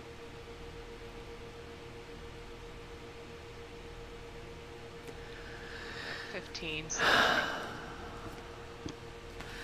Minus 10 is 5 points of damage.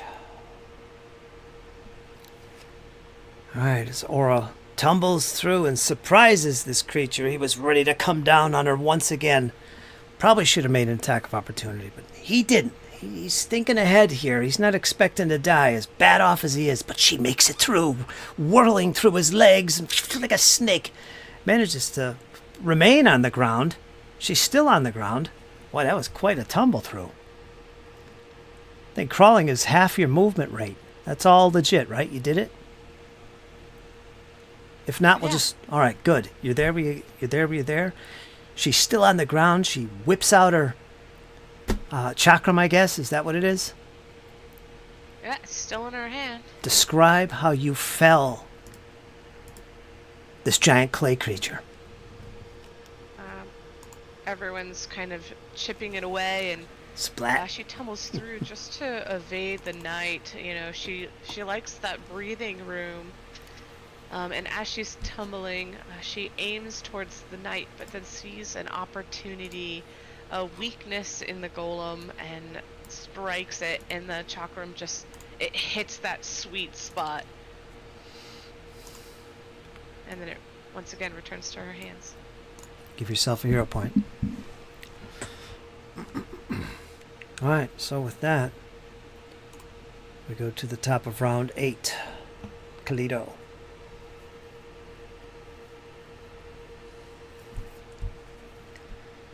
He's mad.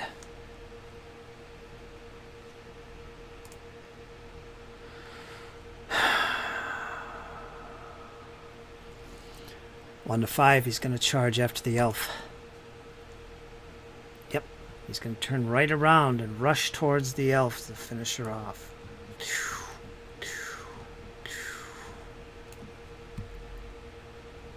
Raises his sword. Comes down hard.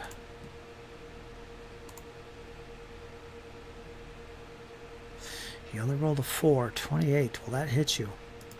Yeah, I think he's gonna pretty much auto succeed. I'm only at a 25. 23 points of cold and slashing damage.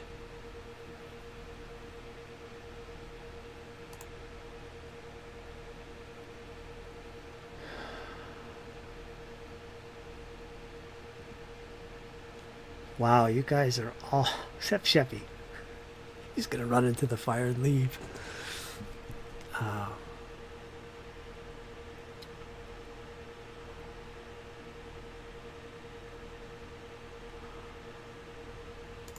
Alright, he's intent on finishing you off. Gonna roll dice. 1 to 5, he's gonna try and finish you off. Let's see what we get. We get a 4, so he's gonna do that. So his final attack, which will be his second attack. Right here with the Frost Blade. Coming down on Aura. Oh, and he gets a critical. Just gonna roll the damage. She has a hero point, she could instantly stabilize. 62 points of damage.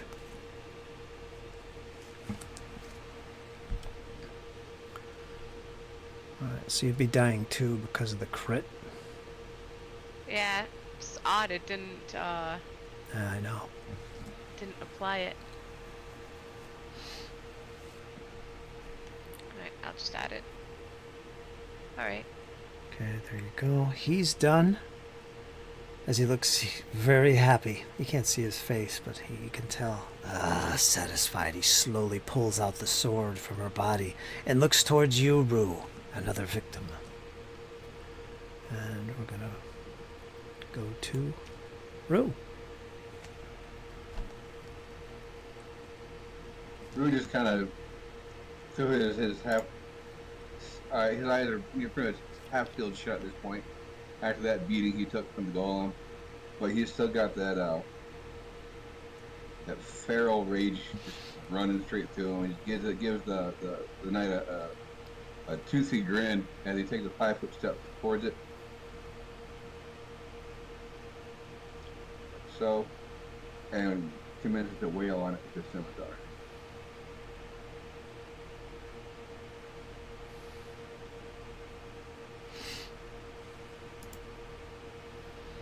$31. 36 hit.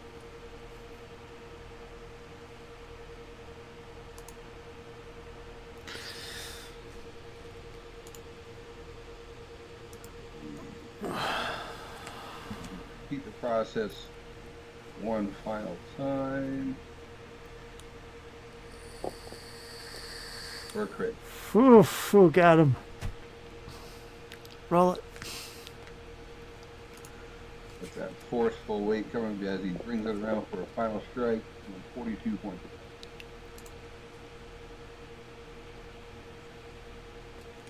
There you go. Describe the final blow. Like I said, Rue at the beginning stood there and returned that look, giving a toothy feral grin as that rage still courses through and the flames still surrounding his body. He takes that 5-foot step forward, unleashes the first strike, which rebounds off the knight. And he brings it around, letting out an almost unholy battle cry as he grips it and slams it down, going from diagonal across from its neck down through its body, slicing the knight in half. Awesome.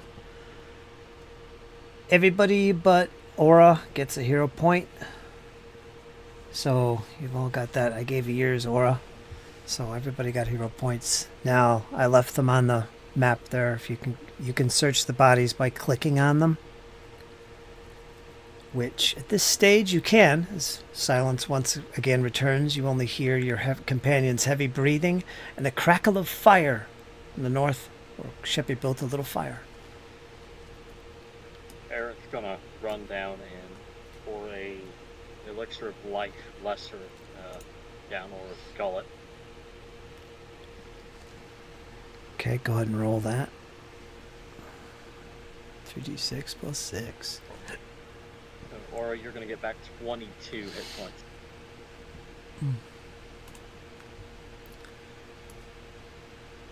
We'll check the knight. The only thing that interests him, though, is going to be this key that he finds. He'll hold on to that. You can get rid of your rage if you want. Yeah, rage will go away.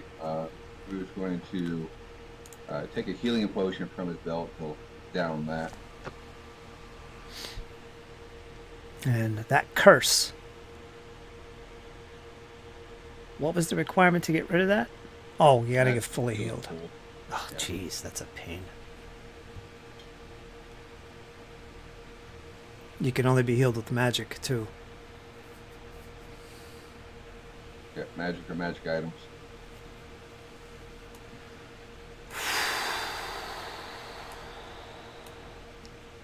Well, let's see if Sheppy, he's got plenty of rolls here. He has to try and beat that 29. Let's see if... Eric's gonna kind of help Aura back to her feet if she'll let it. He will. Just had to still had the death on me, so I had to remove that. Yeah, Aura grabs her hand and she says, thank you. It all happened so quickly. I haven't been brought to my knees like that in quite some time. Quite awakening. On my first run-in with undeath, and you would see Eric's features. He's drenched in sweat. He looks like he went 20 rounds with a buzzsaw, and you see something that you didn't quite notice before. Normally his hair's pretty long down to his shoulders, pretty bushy. Well, with all the sweat, you actually see the elven features kind of more prominent in Eric. Rue pays no attention. He obviously has no problem with elves. He looks like he just had one of the greatest times of his life. He's got this grin on his face, just like he spent the last hour in the wash pit or something. It was totally his place, even as beat up as he got to be.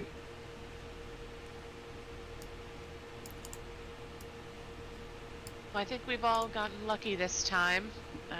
Rue, I'm glad it looks like you've enjoyed yourself, but maybe now's the time that we just be thankful. And then she kind of paused and she looks around. She's like, what is this place? Do not know, but I think before we start to explore, we might be better served tending to our wounds. Rue just kind of grins. There is no luck but what we make ourselves. We should do this again. I fought undead many a time. They only get more vicious from here. He kind of delivers that kind of somberly, like very somberly.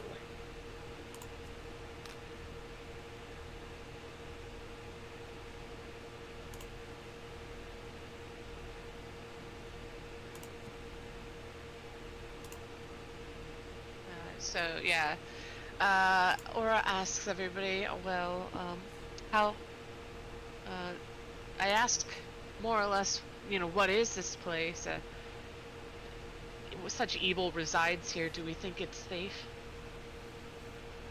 Do you think it's possible to pause here and tend to our wounds for a little while? Seems safe enough.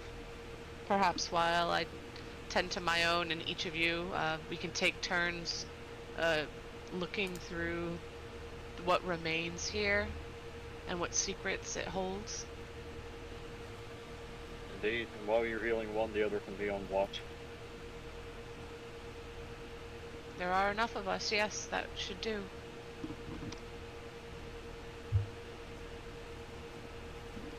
So I'm going to start my healing, but I'm going to start it with Eric's. So I'm going to roll for the DC 20.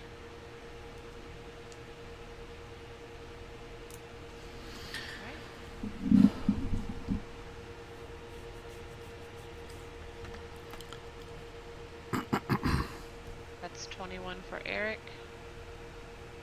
And that's 10 minutes.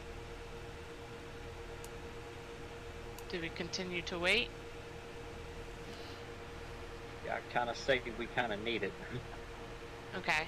I will heal myself next because I'm orange badly injured. Also going for the DC 20. There you go. Okay.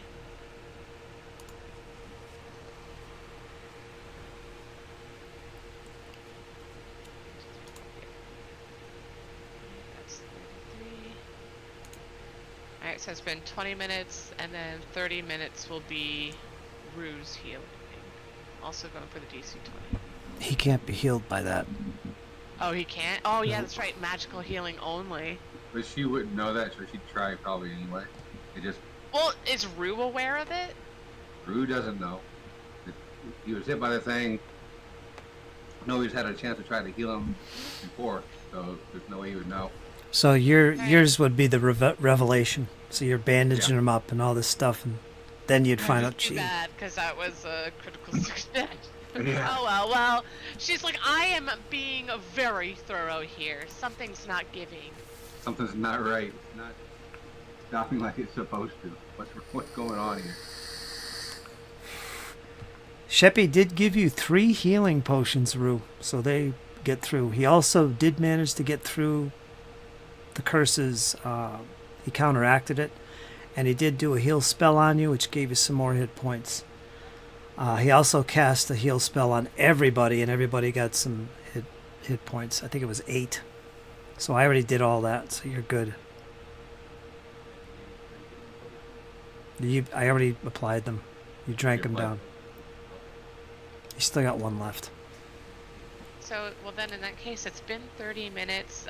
Aura's just going to ask again, but, not so much Rue, but she addresses Eric. And says, it looks like there is still work to be done on your injuries. Did you want to take 10 more minutes? Seems quiet outside these doors. Yeah, Eric spits some blood, well, some more blood. Kind of nods to her. Alright, now stand still. So a DC 20. He stands perfectly straight, like you couldn't move him, like it looks like a board standing there.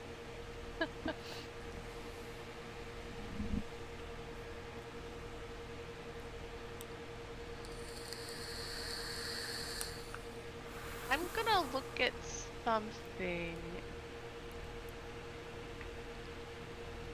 So it hasn't been applying, but I should be getting a +1 to my medicine checks.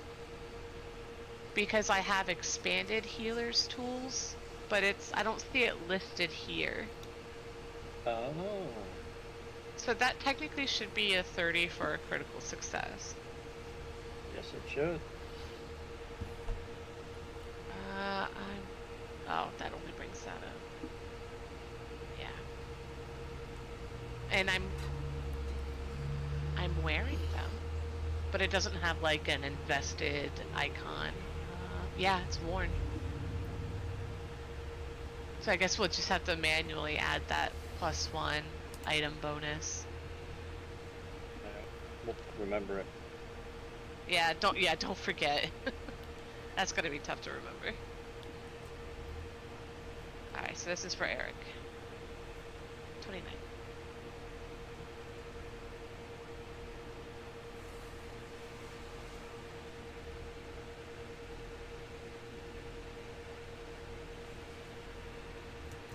Alright, how we feeling? They're kind of, it's still standing there, kind of looking like a board, and he kind of looks down to Aura. That feels oddly soothing.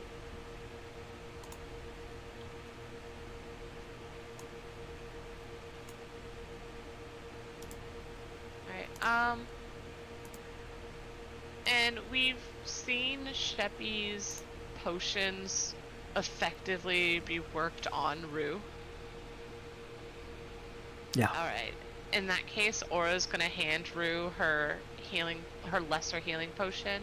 And I'm just gonna roll it so you can add it, and I'll remove it from my inventory. So that's 9 hit points for Rue. And then I'll just delete it because that was the only one I had. Alright. We're not great, but we're not bad. Eric will drink one of his own.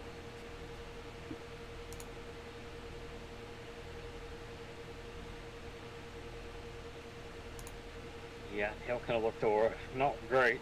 At least we're still able to fight if we have to. Did you have a medicine check put on you, Aura? To at least I did. get rid of your wounded then. Does it get rid of all the wounded? Yep.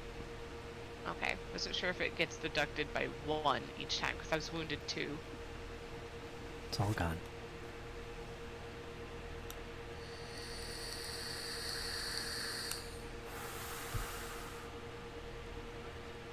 And Rue wasn't wounded, so he's good. Wow, you guys weren't even wounded. Well, you were, but got your supplies. So the body of the knight, there's nothing on the golem, but the knight, he does have his armor. He's got arrows, a composite longbow, his weapon, of course. If you click on his token down there, you can drag whatever you want to your inventory. I think somebody got the keys that he had.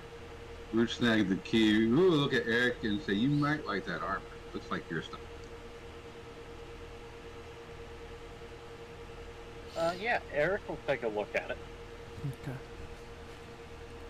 Well, you carried around with you. Looks like it'd be worth some good coins. It's pretty nasty and dark looking. Sinister, but it looks like genuine plate. But there's something about it. You see strange runes on it. You can't make them out, really. You have to do a little identify. See if you can recognize. Identify magic. These are one of the 4 traditions. Anybody could do this. Takes 10 minutes. 1 try a day. Eric will try it. Oh my, now what do I use? Let's do nature. Coming your way. You think you know what it is, but no, you're not too up on the runic runes of armor. Runic runes? The runes of armor. Don't know what it is. You have to wait a day. Anybody else want to try? I think Sheppy's there. He could also try it. I'll try. Go ahead. As well. You first. One of the 4 traditions. Go for it. Okay. As soon as you see this, maybe it's your elven lineage, you recognize the rune immediately.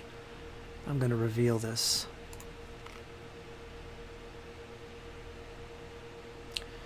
It's +1 resilient full plate. Worth about 500 gold pieces.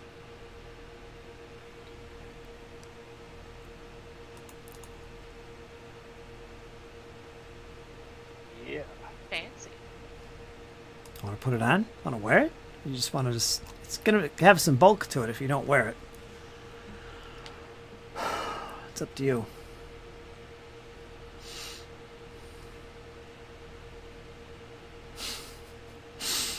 Do you put on the Death Knight's armor?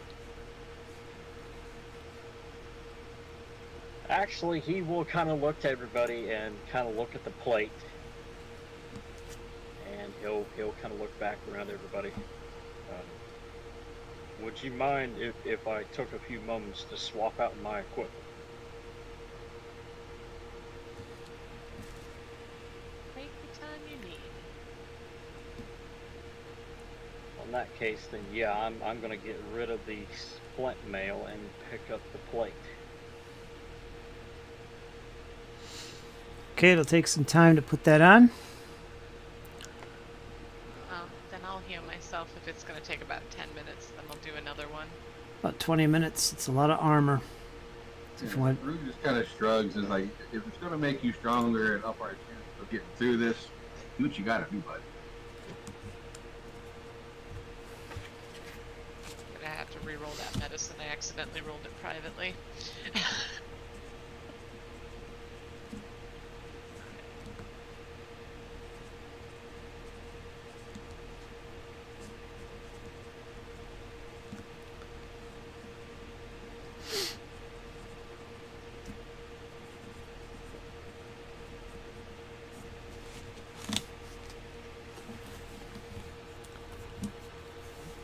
Okay, so you got the armor on.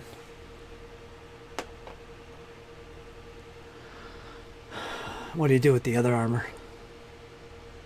Yeah, he'll kind of just put it, kind of stash it near the creature. So you can't carry them both.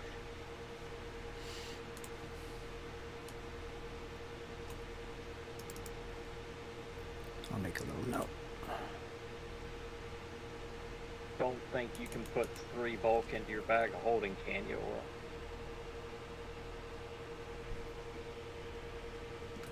There's plenty of space in here, yeah.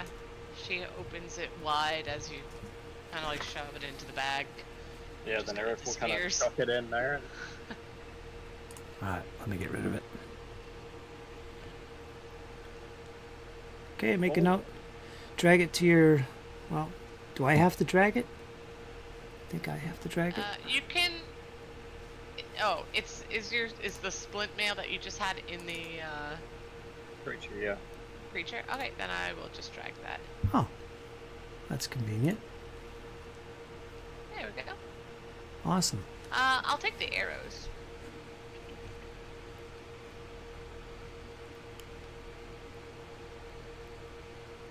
Doesn't hurt to have some extra arrows.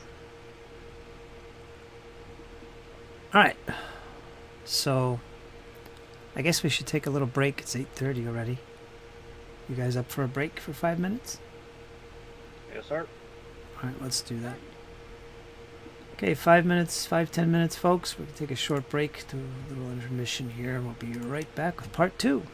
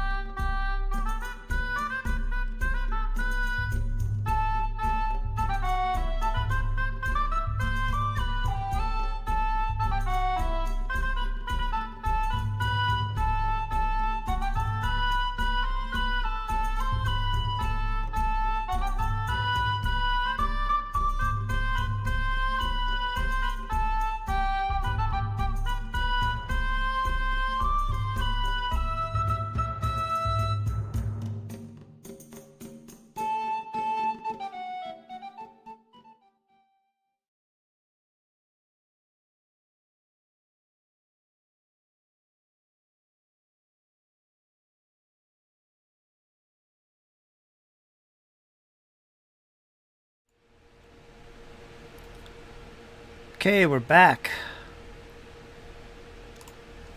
for part 2. Before we get to that, we have to go through something we skipped in the beginning. You know what that is. I'm sure you know what that is. Snackle time. And this will give you an extra hero point. So let's start with Rachel, because she had all the time in the world to grab those snacks. What'd you bring tonight?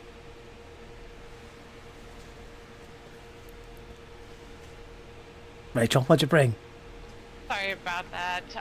I have blood orange lemonade, along with some lemon meringue pie. Ah, lemon meringue pie. Yeah, it's the last slice, though. I have to savor it. It's very tangy. A lot of lemons tonight. Did you have that last time? I did, yeah. It's lasted pretty... Like, it still tastes fine. The crust didn't get soggy. But yeah, last piece. Bet that's good. All right, get your hero point. How about you, Kyle? Got some lemon meringue? No, sir. No, sir. Not yet. I have Mike and Ike, the originals. I have Twizzlers cherry pull and peel. I'm washing it down with some good old-fashioned Dr. Pepper. And yeah, the Twizzlers are about 3/4 of the way gone. Because I've been knee-deep in them fellers.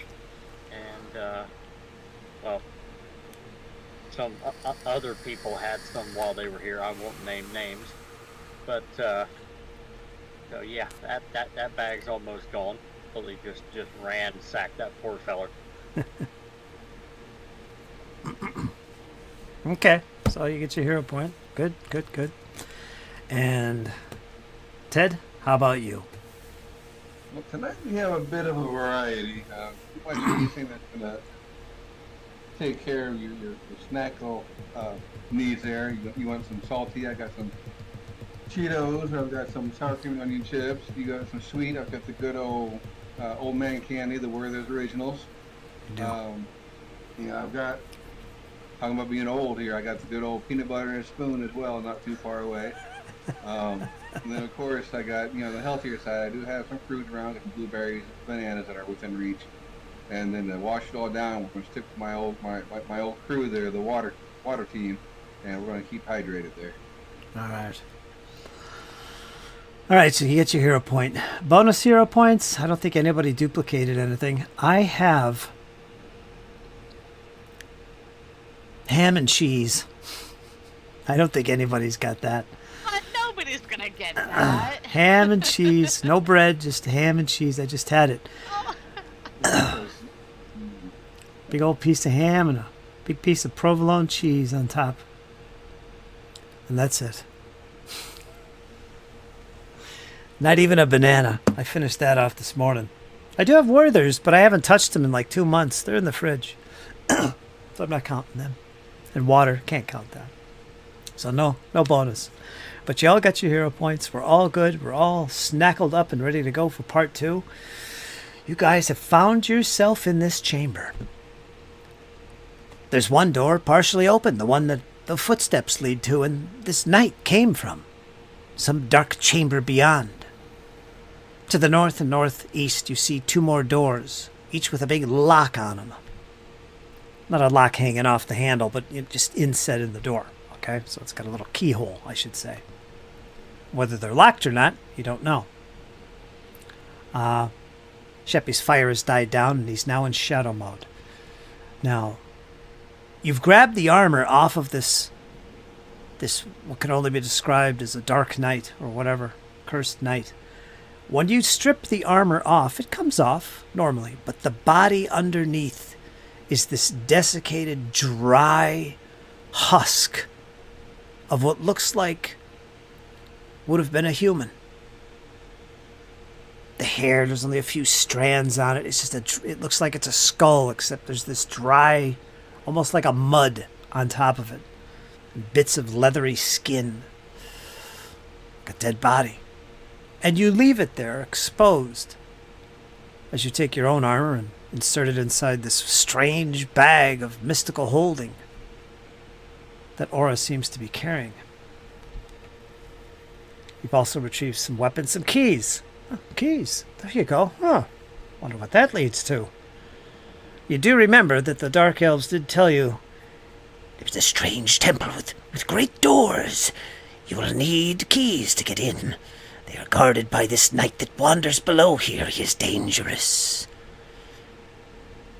Some say he has ties to Belcora herself. Perhaps she does. you found some keys on the creature's person. This probably was the knight they spoke of. So with that, some wounding done, some magic casted, potions traded, what is your next move, companions? Yeah, Eric will kind of look around, seeing the door that the knight came from and the other doors. He'll kind of, we should search the area, see if there's anything else we can use.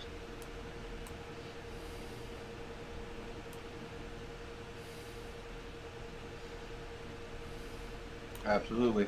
Let's make sure we don't leave anything that can come up behind us. So Eric will actually begin to head into the room that the knight came from. I will follow fairly close behind. We'll bring up the rear.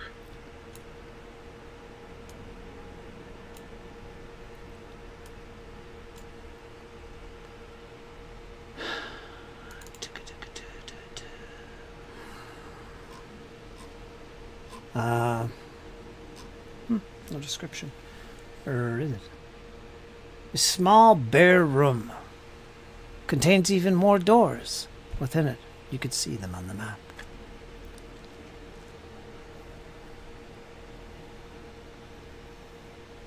At least one door, anyway. Yeah, pretty much it's an empty chamber. Dusty except for the footfalls. Which I think if you look at the map, see, And we can see him. head towards the door in the east. See a lock or a keyhole on that door as well. That's about it. It's pretty much an empty room. There's one more door also with a keyhole in the southeast of the chamber.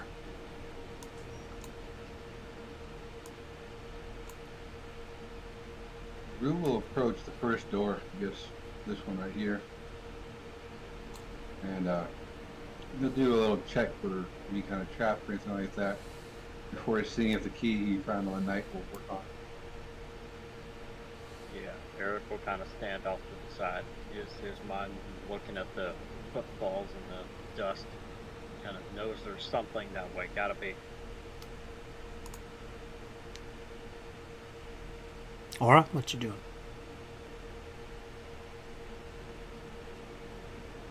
She's going to look about the room. Just look at the walls. Kind of like keep an eye on like secret entrances type of thing. Oh yeah, we should do that before we go any further. Your exploration activities. Aura? Search? Well then I guess I'll pick search. Makes sense. That makes sense. Alright. Sheppy. Rue, what are you doing? I mean, in here, Rue was going to search, but Well, what are you doing when you're traveling? when he's traveling in the rear, so he'll be, I guess, guarding to the rear, watching to the rear. What is that called? Scouting. Scouting to the rear. How about you, Eric?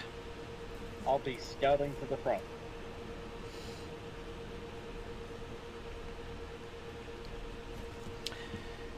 Okay.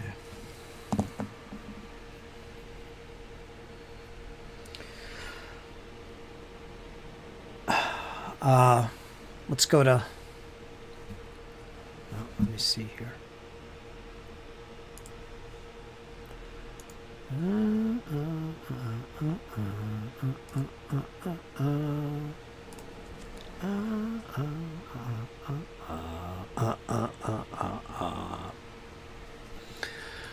All right, Aura, you start to move around the perimeter of the room, and you're looking up into the ceiling and the floor, and just keeping your eyes open for anything unusual secret doors, traps, anything that might stand out unusual.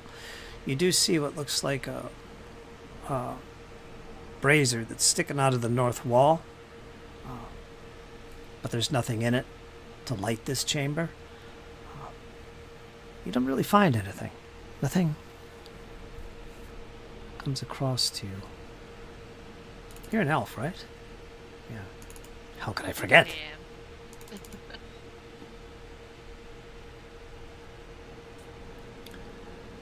And Rue, as you go up to the door, the lock only comes up partially and stops. It's definitely locked. You start reaching for those keys that you had just found. And there's a series of keys on them. As you try one after the other, this is basically what you were doing, correct? Essential. Unless there's some kind of symbol or something you can match, you basically do one at a time. There's nothing standoffish about these keys. They all look alike, although they're designed differently at the ends. You get to like the second to last one, it fits. And you begin to turn. And it unlocks. And you pull the latch. I assume you pull the latch to open the door. You have unlocked it. Correct.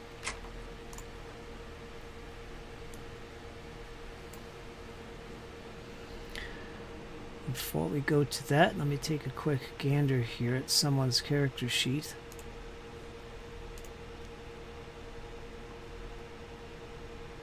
Particularly interested in ancestry feats.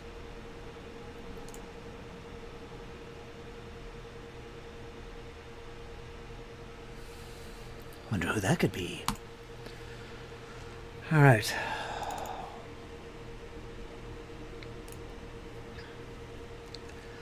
Oops, I closed the wrong thing. Hold on. Let me grab it. You see another room. It's on the map. The shelves of this room contain several old books and various odds and ends spread all around these shelves in the room. In the center of the room, Rue, you see a dusty mechanism-like thing of copper and silver.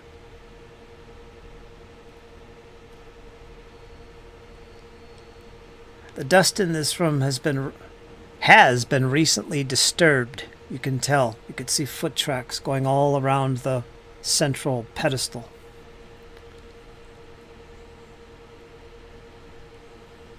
And for you, Eric, seeing the tracks in the dust, they're the same tracks that were outside the room. Probably the night, you're thinking.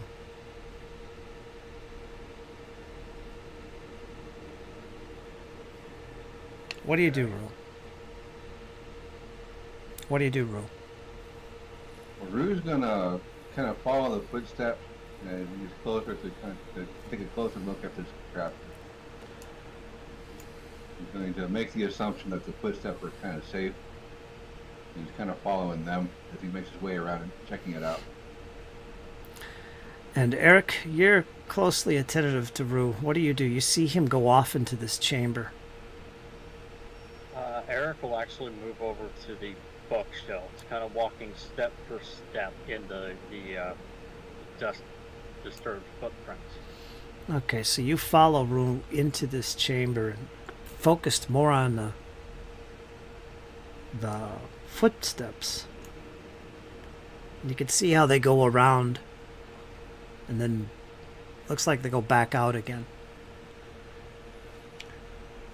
You also see these shelves in this chamber just full of old books and scrolls and this strange metallic contraption in the center. I don't know if you're paying attention to that, but you see what Rue sees. Rue, you step up to this pedestal and let me see here if I could share this. You should be able to click on that. Well, there you go. So everything you can see that's sitting on this pedestal is right there. You got an unusual ring, an unusual object, like it's a pendant like thing. And the third thing is this strange metallic object that I described that just... let me read some more here. This mechanism made of copper and silver. It seems to be missing what looks like are spaces for lenses. But otherwise looks like a framework for a lantern. But probably belongs on the top of a lighthouse.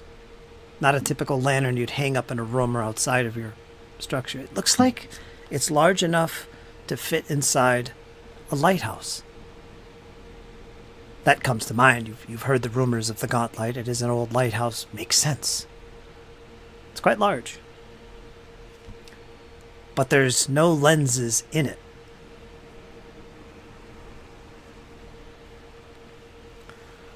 You also find a skull-shaped key.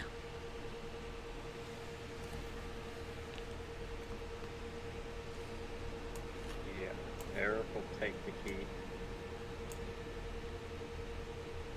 Rue will call the attention of everybody to the lantern-like object, and kind of look at Eric and, or you think those lenses we got would fit here? It looks like it's missing something similar to that. Eric will actually pull out his lens and see if it'll slot into the object, for lack of a better word.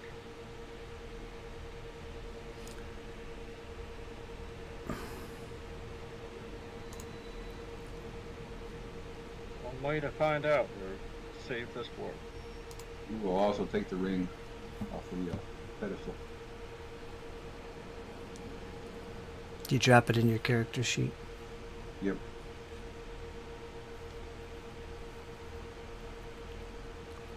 So you could use identify magic on these to identify them. The land. We're going to let somebody else do that because that's definitely not his forte.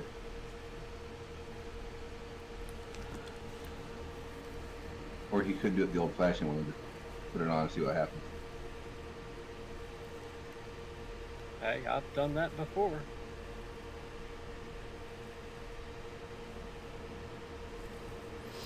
Now, these little areas, I'll call them sockets, frames, whatever, that look like they hold a lens. There's, let's see, 1, 2, 3, 4.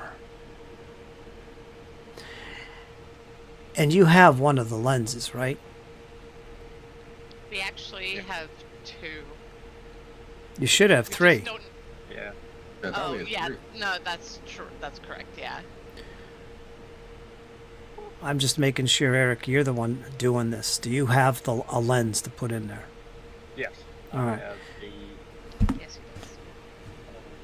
Crimson Fulcrum lens. All right. You tell immediately that these little sockets, I call them, are different sized. Very slightly different sized. So when you go to put this in one of them, it doesn't fit. So you go around, and as you look around for other ones to fit in there, there is one that fits perfectly with the lens that you're carrying. It slides right in.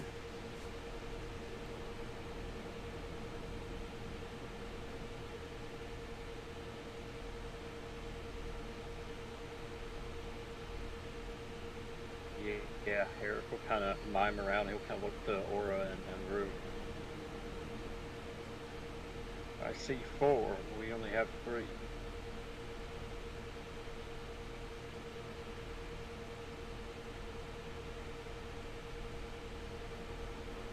Might have to look further for a fourth lens. The one I was carrying slotted in, seems to slot in just fine. How about you all try yours, see if it'll be the same.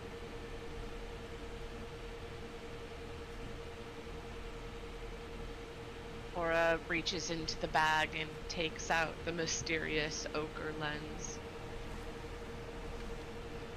And slides it in wherever it fits, if it fits. It fits perfectly in one of them. It slides in. You Rue just have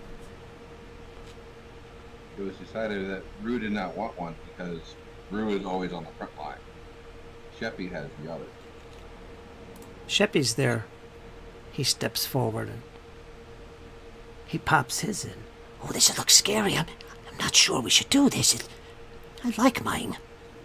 But he hesitatingly goes up and puts it in one of the little sockets.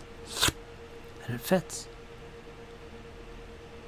You notice right away, Rue, that this thing, the fulcrums, the lenses themselves are pretty hefty things you're carrying around. You got 3 of them sitting here, but yet it feels very light. All 3 of them, when they're put into this strange lattice of lenses,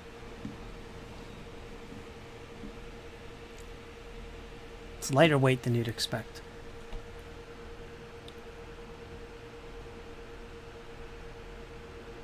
And there's still one. Just for the sake of being overly thorough, Rue will look at that last remaining socket, that last remaining spot, and then the amulet on the pedestal, and kind of look and see if it makes sense, if it will fit or not. He'd even try it if it was close enough. No. Got it. Eric would begin kind of rummaging through these bookshelves, kind of looking for any like hidden levers that he could pull to open hidden doors, any mysterious items, like pulling books completely off the shelf, kind of letting them kind of drop to the floor. Kind of see if there's anything hidden in this room. A very thorough search.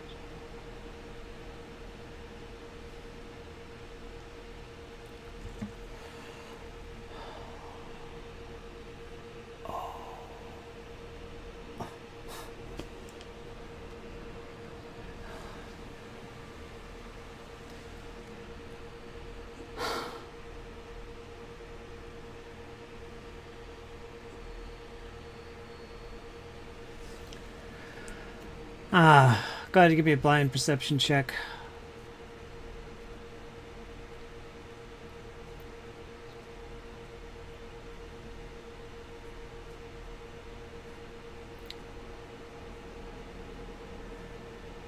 It'll take some time. All these books, and even if you look at just a few books or one book, it's going to take time to decipher what they're all about, if you can understand them. At least a good hour would have to go by. But do you want to do that? Well, he's not really looking at the books. He's kind of moving them around and seeing if there's like any hidden, No, switches that open hidden doors or anything like that. nothing.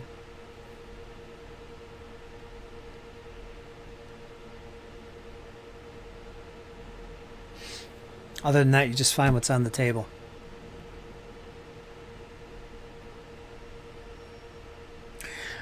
I will describe some things here without making any checks. Again, you could just make a check for one of the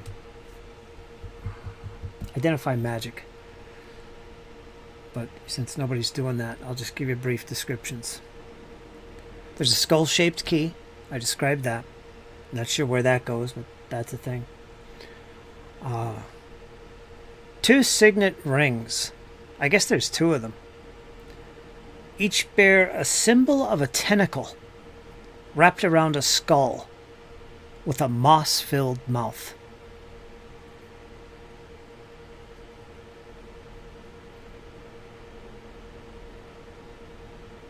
And then there's another ring that's much larger. It's like a pendant. Nothing too outlandish, not like the rings. And then, of course, you've got what looks like this lattice for holding lenses. I could show you a picture of the lattice, but it kind of... It's an odd picture because it only shows the one space. Or would they go into the sides here? Let me see if I could share this. Do you see that? Yeah. Okay, that's what this lattice looks like. It's pretty big, and it's surprisingly lightweight, especially when you insert these lenses. It's possible all these lenses stack in the middle circle. Maybe that's what it is. It's not what I pictured, but that's what it looks like. And it's got 4 spaces. for these things. Put that in the bag of holding.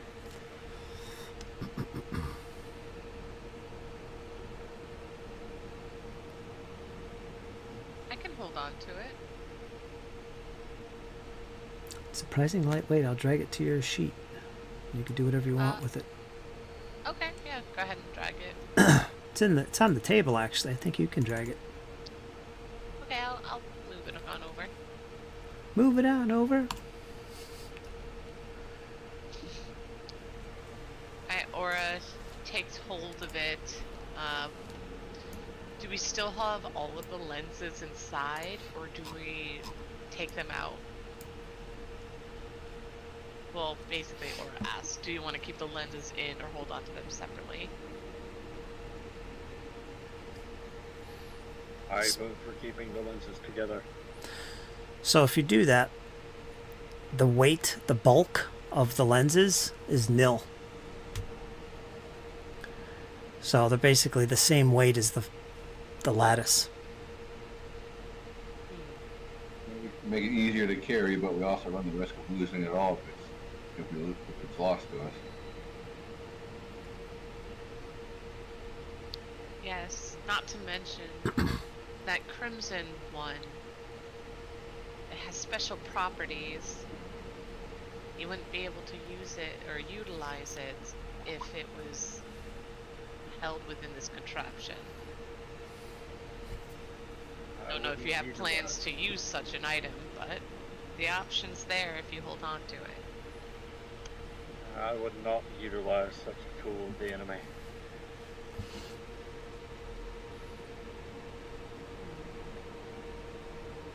Sheppy looks deeply concerned.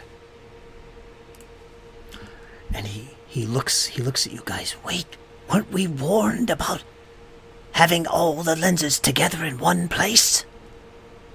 The Dark Elves, they spoke of something, didn't they? I'm not sure I was there, but I overheard the others talking. It was dangerous, so dangerous that's why Belcora kept them separated. It's dangerous for her, but maybe not us.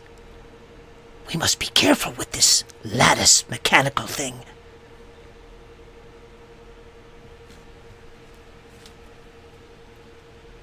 Indeed, and guarded with our lives is necessary.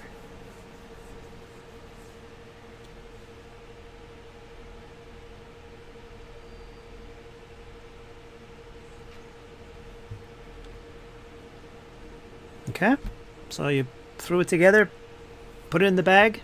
Okay, we're gonna move on. This room seems otherwise empty, outside of the shelves that are full of books and what you found on this table. If anybody wants to try to identify any of these items now, you can do so. It takes 10 minutes per day. Done. And we could move on. So if somebody wants to try, then we'll be glad to let you take a look at them. This is not his forte, so he'd find somebody to do it for him anyway. Yeah, just drag it back to the table if somebody wants to look at it, and they could try and identify it. Real quick, if you want. The pendant. Who wants to take a look at it? Any of the 4 traditions? Well, let me double check. Let's do the pendant first. You're going to use, any of the 4 traditions. Same thing for the rings. Or the ring. What's this for? The pendant? Yeah, the pendant, yep.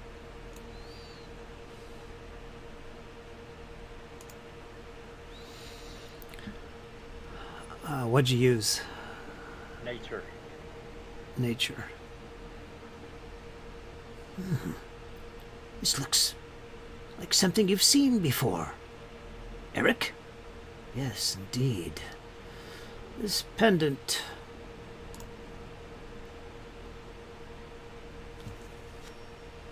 is a pendant of the occult. Greater. Powerful. Who's doing the unusual ring? Same thing, one of the 4 traditions. I can, but I also wanted to take a look at the item that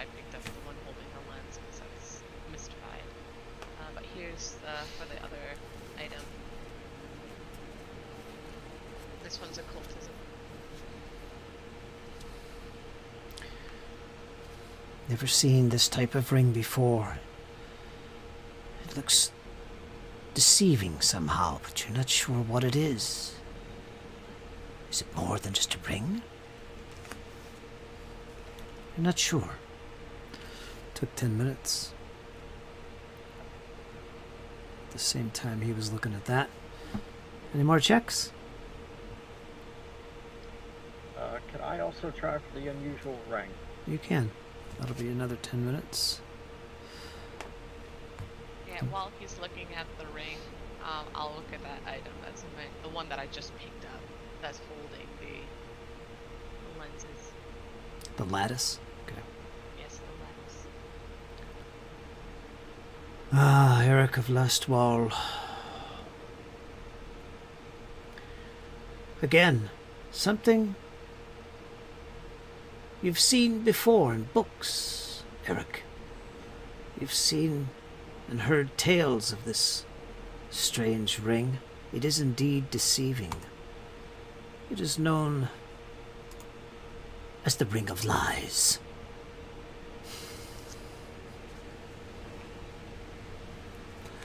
Drag that fulcrum thing into the thing here. So I can access it.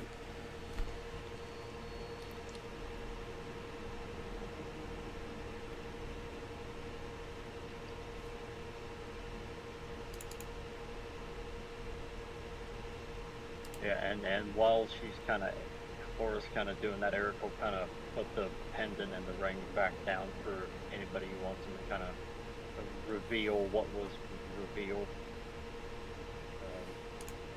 Kind of pointed out, especially the Ring of Lies. Well, I revealed them inside the Yeah. they're revealed inside there. You can just click on it and it'll tell you what it is. So anybody wants them, open it up, read it. If you want it, drag it to your sheet. It's yours.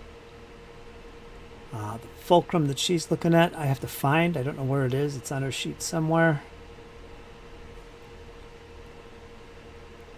It should be, it's not in the bag, but it's in equipment.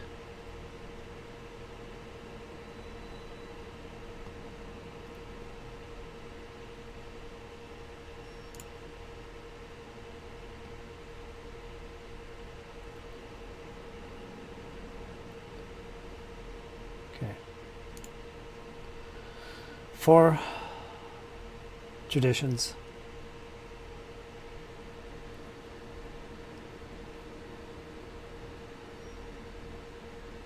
Pick one and roll it, unless you already did. See, there's a roll here. I did Cultism. right after Kyle. Yeah, this is, you've never seen anything like this. You have no idea what its properties are, anything about it. Just, nope. Don't know what that is. Something to do with the lighthouse and holding lenses, that's for sure, but Okay. no clue.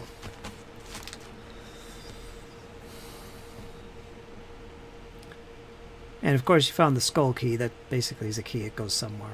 Nothing magical about it. Okay, so you still got a Ring of Lies inside on the table there. If somebody wants it, there you go. 850 gold for that piece of jewelry. Rue takes the pendant, puts it on, and is vested. That ring would be great for if we had a face, somebody who did a lot of speaking for us. The Ring of Lies.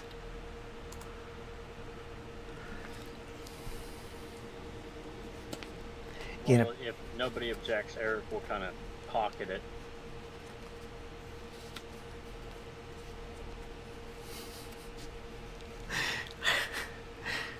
No objections. No? Fine, we now have a knight that's capable of telling lies, ladies and gentlemen.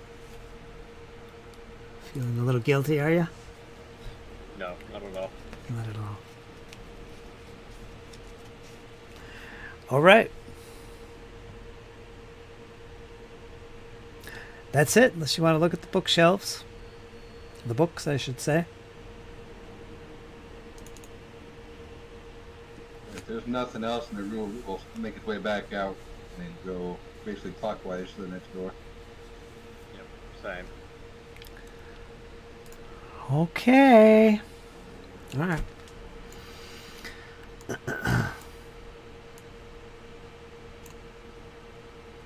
Shut the door, never to be returned to.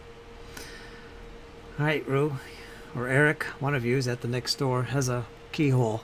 So Eric, use one of the keys, I assume, correct? We will try his keys. If they don't work, we'll let Eric try his. Sounds good to me. Open it up.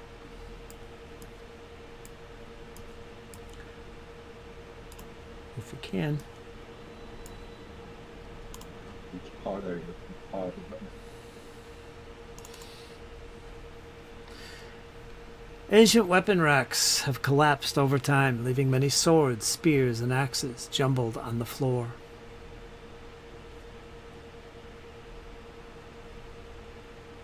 Found a weapon supply. But are they any good? Find out.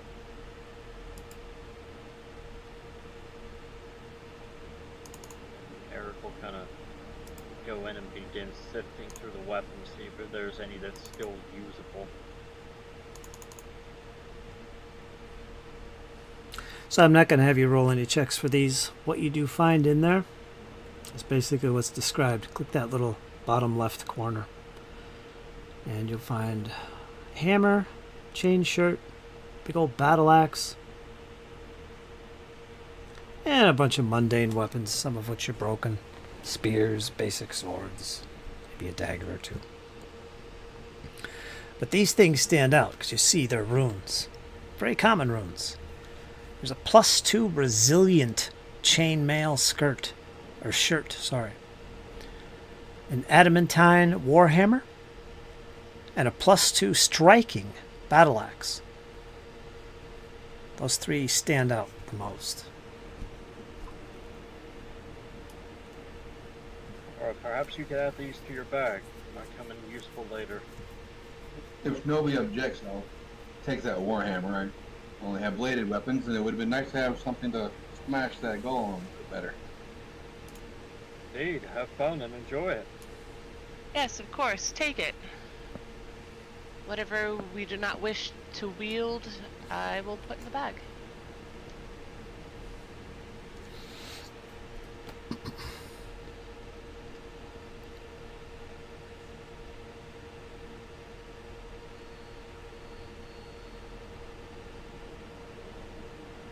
Once he gets done kind of rummaging, he'll go back into the hallway.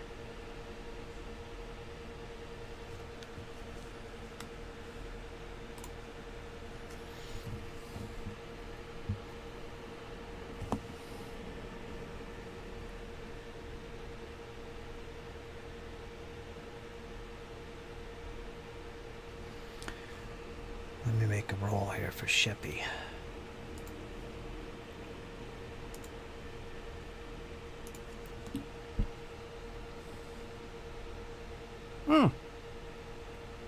Bum, bum, bum, bum.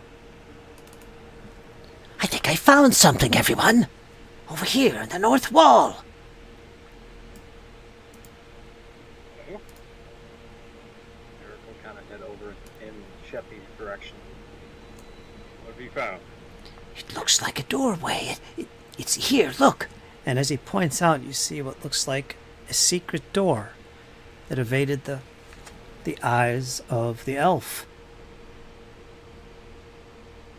Eric will kind of nod to everybody else and he'll kind of move up to the outline of the door and see if he can push it. Wait. Let's make sure there's no traps or anything. And inadvertently setting anything off.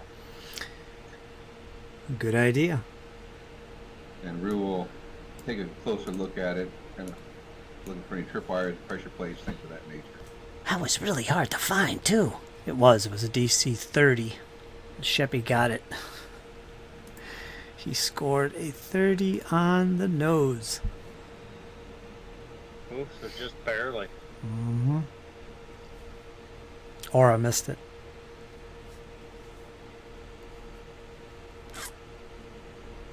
So yeah, right there.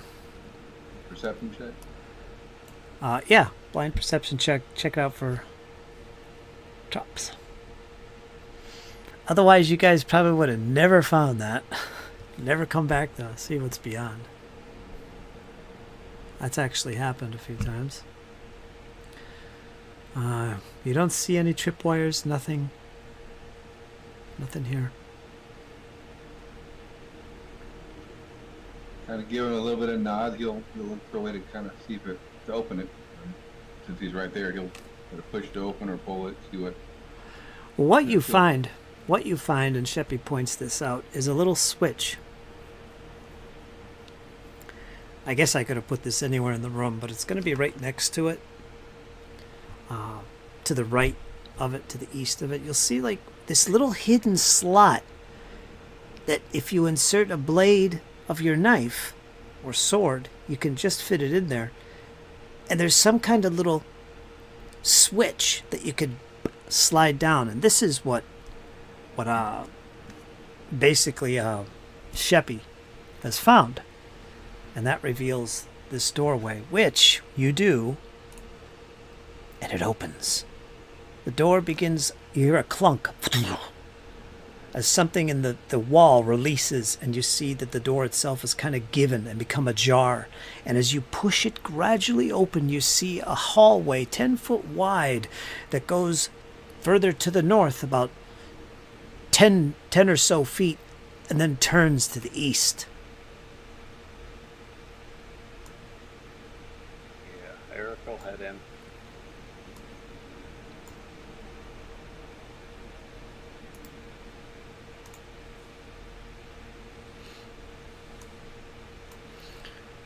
Eric, as you head further to the north, Rue, you're probably right behind, followed by the elf. The opposite.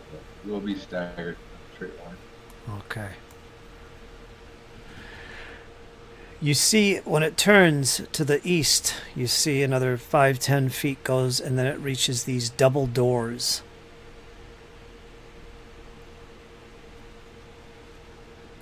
Yeah, I'll move up and take a listen. See what I can hear. Where are you, Rue? Staggered, right? You want to be right there? That's fine. How about you, Aura? Right there? Or do you want to peek around the corner? Or... Yeah, I'll peek around the corner. I'll put you there, but you're actually behind the corner, just so you could see. Sounds good. Out of harm's way. Yeah, I get it. Well, you guys are being cautious, for sure.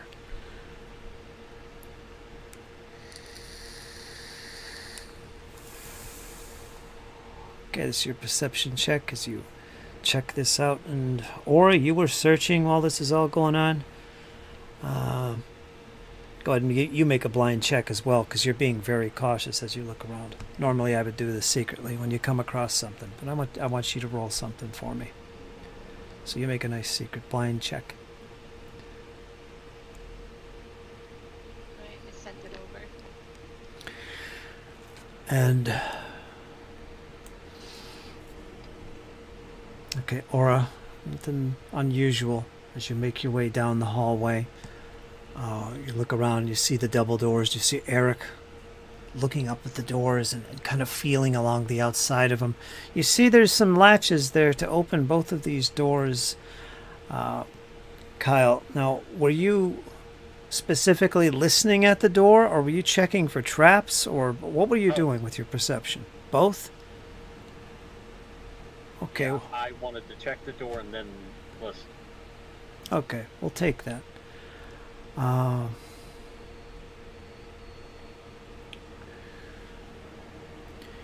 You see some runes that go around, kind of arch over both doorways.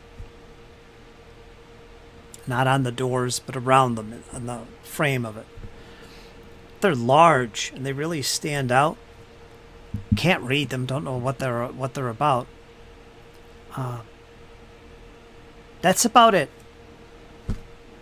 Nothing else stands out about the doors. They have some normal latches on them. And you hear nothing beyond. And since you're also paying attention, Elf, you see the same runes. They're kind of well faded, most of them. But you can see them with your eyes in the bright light. Nothing unusual, but it's up to you to decide, really. No traps. Yeah, kind of seeing Aura notice the runes as well. Eric will kind of motion for everybody to kind of stay where they're at. Kind of whisper. I'm going to open these doors in case this thing activates. Stay back.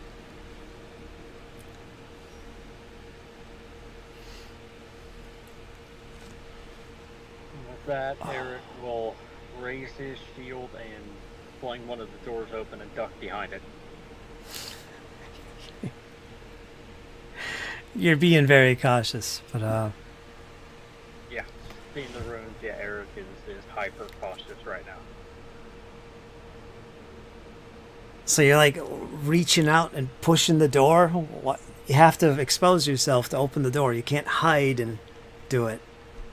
Part of you has to be exposed. Yep. All right. But he's got the bulk of himself behind the shield. All right. As soon as you touch the door and it begins to shake with the force that you're pushing behind it, you hear a rumble. Make a basic fortitude save.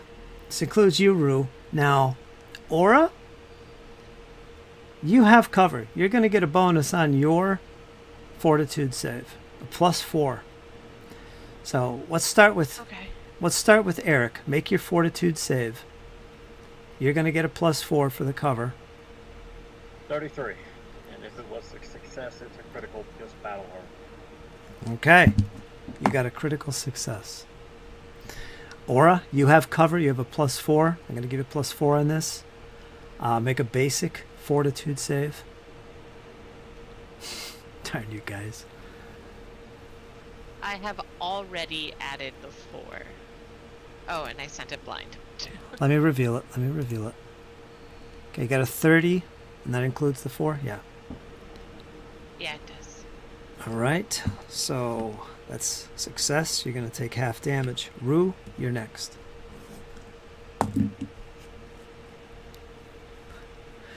Basic fortitude.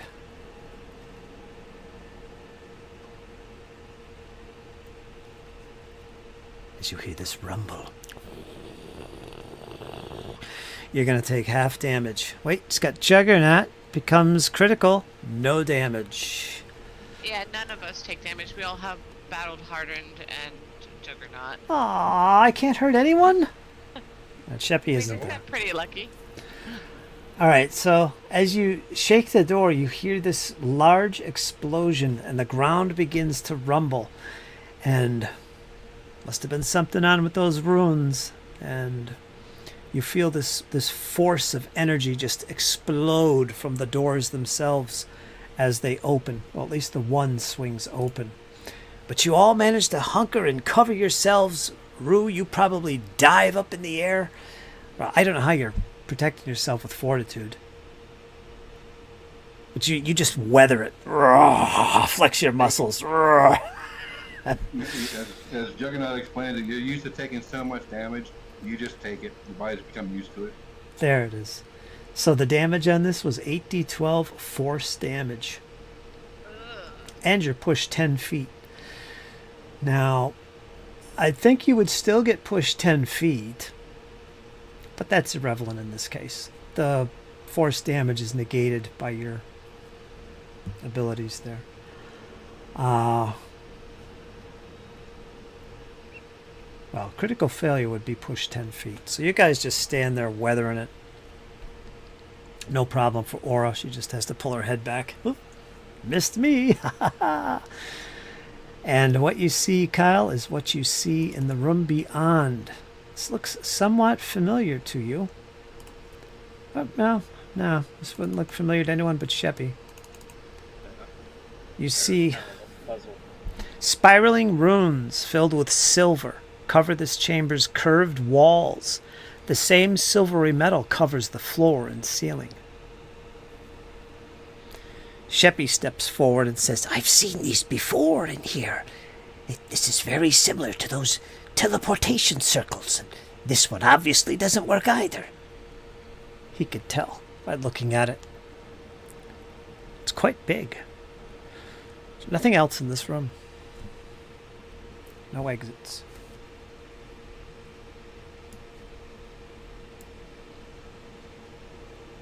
Another dead end. There's no way to make it work, Sheppy?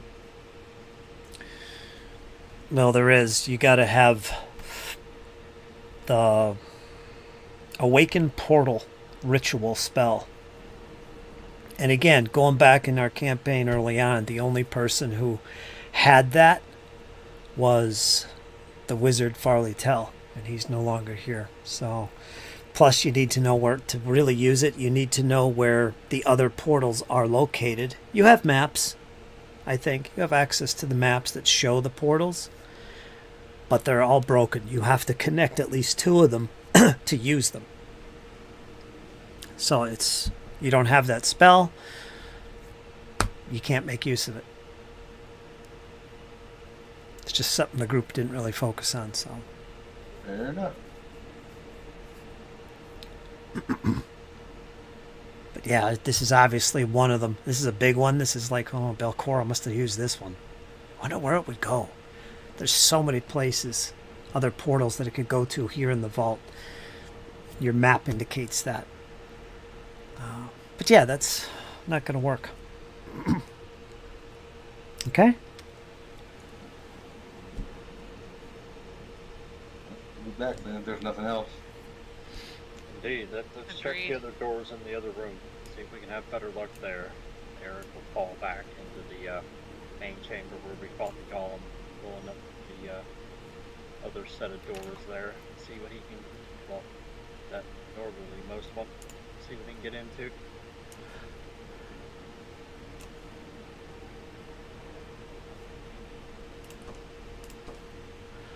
All right, once again, Rue, you're going to use your keys? Yeah, you'll try the keys. This one? Yeah, we would start with this one. Eric's listening at the northern one. Okay, give me a blind perception check. Rue, you open the door. At least you think. You unlock it, you pull the latch, and you begin to push. And it's hard to open this door. There's something in there, and as you push it, it doesn't take a lot of force, but more than normal. It doesn't just normally open. There's like debris and rock all on the floor, like something happened here, like some type of explosion. And as you look inside, you can see that, yeah, that looks like what it was. You see broken wood, charred wood. You see stone from the ceiling and walls just all over this chamber. It's just a tangle of ancient rotten wood, shattered glass, pottery. And you do see scorch marks scarring the stones. There was an explosion here. Wonder what happened in here. Further investigation might be needed, if you'd like to do that. Yeah, if he can get it open enough to go in, he would. If not, he'd try to get at least enough for Sheppy to slip in. You could get in there. Oh, there you go. Looking around, you see, and Sheppy too, he comes in behind you, and he recognizes some of these vials and pottery were chemicals. They must have had an accident in here. Oh, that evil Belcora. She was messing with alchemy as well.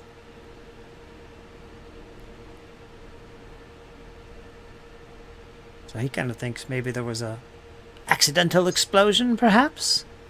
We will begin sifting through, seeing if anything may have survived. Okay. Eric, you're listening to the door to the north. Ora, where are you? I'm going to move you up a little bit. Yeah, she's kind of wandering. No, she'll provide,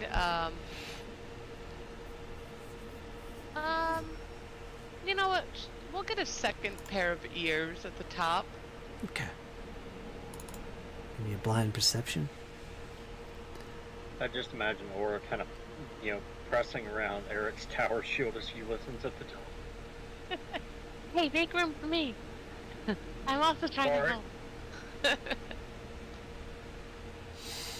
Let me move that out of the way for you then, my lady. Well, you're searching Do my anyway. best, but You're searching anyway, Aura, so you're not just hanging about, you're naturally searching anyway. I gotta remember that. But you don't sense anything at this door or in this chamber, Aura? Or you, Eric? It is locked, however.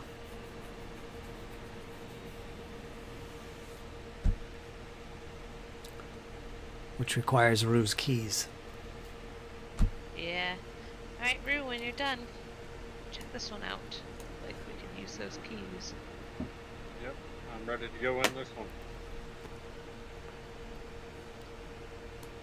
I need a perception check for anything in there. Or... In the room that you were just in with Sheppy? Yeah. No, what I described was what you see. Okay. It looks like it You'll was an sift explosion. He'll sift through, not finding anything. He'll come out. Wait for more things. Okay, you can give me a perception roll for this if you want. Or just open it. He'll take a listen first. That would be in the cautious road he is. Doesn't seem to be anything beyond this door. And he'll go ahead and unlock it and take a peek. You see, As he unlocks it, Eric will kind of step in. you're sick of being in the back, aren't you? Get me in there. I want to see what's in there. 3 iron chests, Eric, all in different sizes, are lined up against the north wall of this room.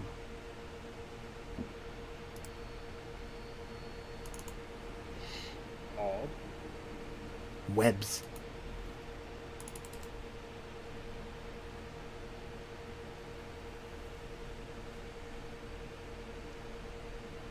What do you do? I'll begin to investigate the closest chest I can reach. Kind of taking a look at it, giving a really good once-over, see if it's trapped as well. Well, Aura's already beaten you to it. She's already at the doors and she's looking around for traps and stuff. You don't find anything, Aura, on these traps. So it's up to you, Eric, if you'd like to open them. There are 3 different sized chests, and the largest one that you open, you find coins. It's not trapped. You find all kinds of silver coins. We're talking in the thousands. The next one, the next largest, has like a great deal less coins. It's a little smaller chest as well, but they're gold. Hundreds are in there. And the smallest one, and this is a prize, man. It's the smallest one. You open that, you see what looks like 100 platinum pieces. Closely looking at them, you can see that these coins, all of them, the silver, the gold, the platinum, they were minted a long time ago. But otherwise, they seem okay, not trapped. There you go. Yeah, Eric will kind of look between Rue and Aura. Need to barricade this door so nothing else can find me. So we can come back and transport them. If we continued this campaign after the conclusion of the AP, you guys would be loaded. Yeah, literally. I wonder what you'd do. This is all the, currency that any one person could ever need for their lifetime. So Definitely more than us 3 need. Yes, let's make sure no one else comes in here and steals the bounty. So there's 8,000 silver pieces, 500 gold pieces, and 100 platinum pieces in total. And I'll make this visible. Is Sheppy just shaking at this point? I imagine his eyes are probably bigger fish than pieces. He's drooling. He's probably speechless, just like can't contain himself, just about to boil over. It's all mine. I could live that life I dreamed. All the fish bones I could ever want. Yeah, he's pretty stoked. He's jotting it down on the map. Oh, treasure room right here. We can't forget this one. Making a note. So there it is. It's a little icon you could click on. So that's what's in there. All right. You got treasure laying all over the place. Literally. And Aura, you don't find anything else. I think you guys, as far as you know, according to your map and where you've been, there doesn't seem to be any doors you've missed. Traps unfound. Secret doors unrevealed. The only opposition is these two bodies here, one of which was a Death Knight, and this clay golem that lies in chunks of broken clay. They're motionless.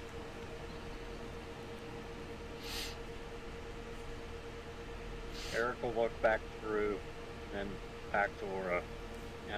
That look on his face. I think it's time we see if we can unlock these double doors that the other companions found. Yes, those are my thoughts exactly. Okay. So let's begin the journey back up there. Do you roughly have an idea of how you want to get there? There's... Looking at your map... Let me close this damn thing. I just need to know what route you're going to take. There's... You could jump on the boat. You could head across to the west on the beach. And then follow that path in the cave that leads to the serene little underground pool. If you go up that direction and go past the pool, the little encampment that you made, and just head east, you can get there. Or you could go up the route where the dragon lied. Go east and then you turn west. Just give me which direction you'd like to go. Let's take the route by the boat. That seems like the quicker route. Okay, so splashing into the water you go.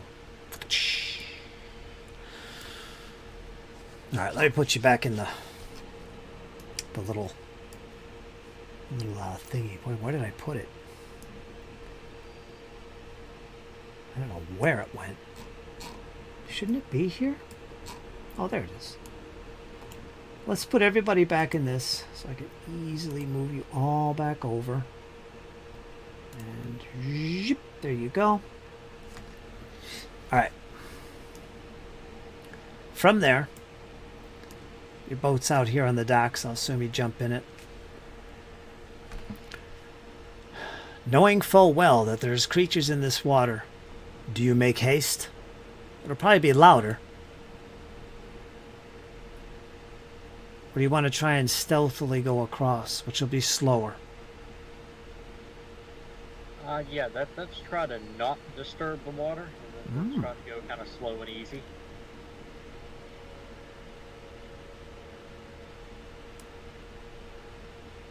Alright. You get to about where... Or? Did you say something? No, I said sure. Okay. Okay.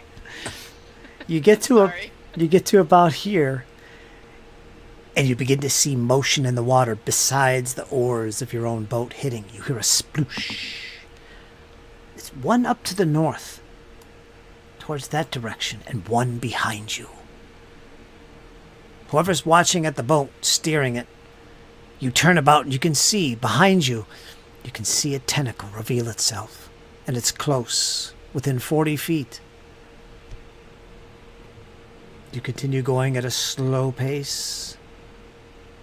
Got about 15 more feet to go. It's obviously like coming towards us. Yes. Yeah, if it's obviously coming towards us, then Eric will kind of tap Rue on the shoulder. Let's go. Rue, you're pulling. No point in being slow and steady, nice and quiet. Just let's get out. All right, Rue. Like we've been found. Let's bail it. All right, Rue, give me an athletics check. So you try and make this last 15 feet to the shore. Something is pursuing.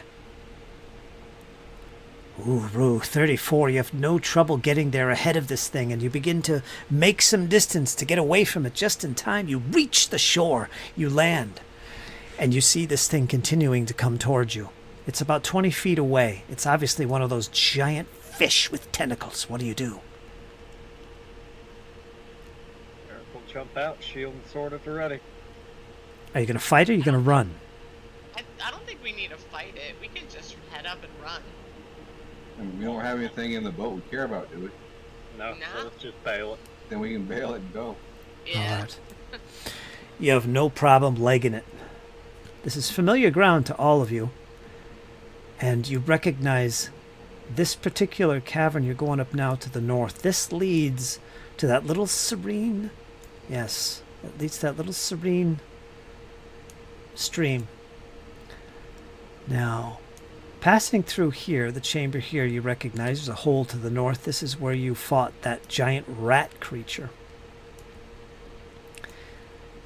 So far, so good. The strange rock formation that was eaten by the giant rat, if you remember that. In here, of course, was that black thing in the middle of this depression in the ground. Avoid that. And finally, there, coming within sight, you see the doors.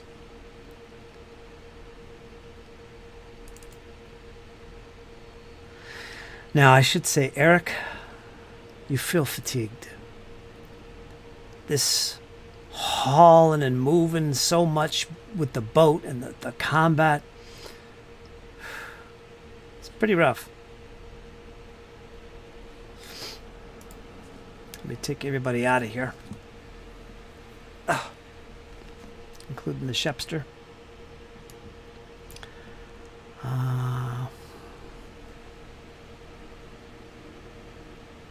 Well, I know we've been doing a lot of hauling, but a lot of with the boat, a lot of moving around. He's wearing that heavier armor now, but does he seem more fatigued than would be expected? No, it's you don't notice anything, actually. This is just Septum. Tell him, Eric. Yeah, Eric is kind of low key stuck in wind right now. He'll kind of look to perhaps another round of healing before we open these doors. I can't oblige. Sit still. And she will take out her pack. Go for the DC 20.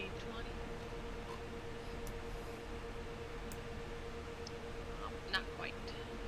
Even with a 29. 29, yeah. Still 2d8 and 10. So hopefully that's a good. Terrible rolls. Sorry, Eric. Usually a little bit better at this. Every little bit helps. But seem to be quite the bleeder. She's trying to wrap it up. Here's your fresh dressing.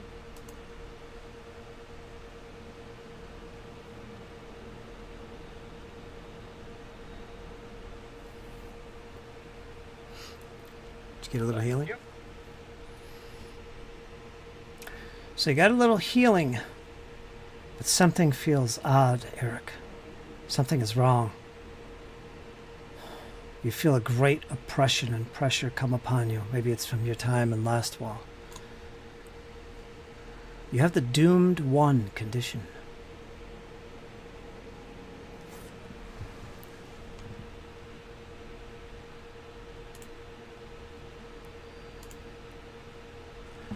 The rest of you don't notice anything. Although you, Aura, can tell while you're treating him, he looks particularly down. His skin is growing a pale color. He looks very fatigued.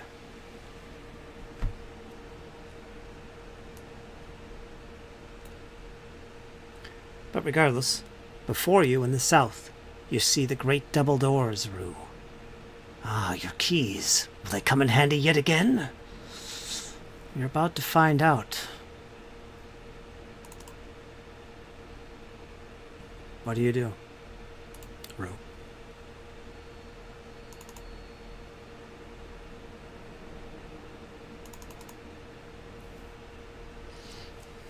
If Rue would try his keys, unless they have that skull shape or something that would designate that skull key would be the one to use.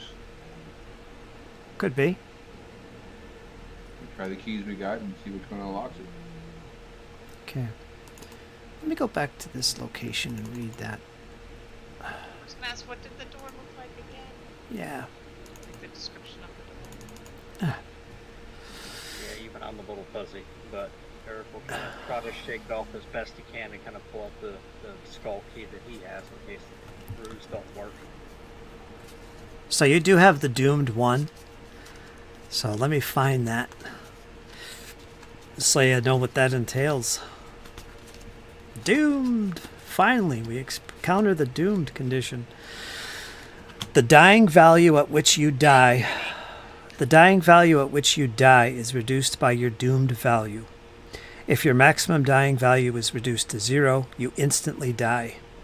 When you get a full night's rest, your doomed value decreases by 1. But that may or may not be the case with you. But just so you know, that brings you closer to death, okay? That's what doomed is. You're doomed 1 right now. It says die, but not dying. Doomed. Like dead. Well, if he reaches 0, he's dead. If he normally dies at 4, it's going to be at 3 instead. When do you... Die hard, so I die at 4 Yeah. instead of 5. So it would be at 3. Oh, 4? You die at 5 normally? Mm-hmm. Die hard. When do you normally die? Is it 3 or 4? Rachel? Is it 4? It's always for the standard is 4, but yeah, die hard would be plus 5. to that. I believe I also have that. Yeah, y'all do. It's power gamers. There's been a lot of characters, so. No, I took toughness this time. I lost more than 1 because I didn't have die hard. I don't have it. Yeah, I don't. Oh, really? Really, I have toughness. I don't have that. Okay, yeah, I also took toughness. I feel like Die Hard or something of Die Hard's equivalents. I thought barbarians had it, but I might be thinking about an ancestral orc feat. I think they have something similar, but doesn't stack. I don't know. These massive double doors are made of black and green stone. An oxidized bronze lock has a keyhole, but no handles.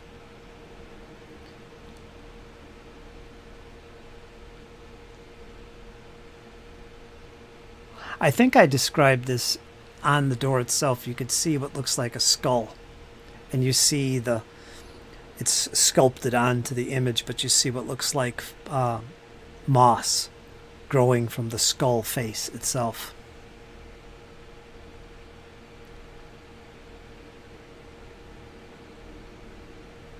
Okay? I don't know about this, guys.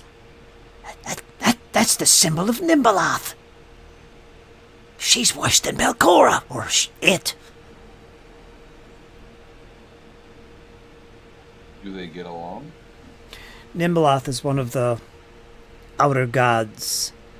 It's neither male nor female, and it represents decay. It represents nature overcoming life itself. The symbol is the skull, with moss growing around it, consuming. It's neither good nor evil. Belcora was rumored to be a worshipper of Nimbaloth. This is all common knowledge to the companions that they've learned. Sheppy knows this and relates it quickly to you, so you know as well. Goddess of death. A temple of Nimbaloth. I mean, if they don't like each other, the enemy of my enemy.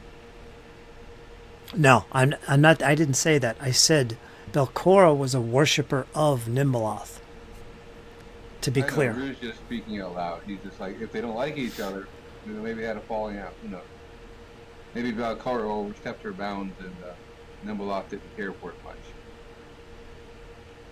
I digress.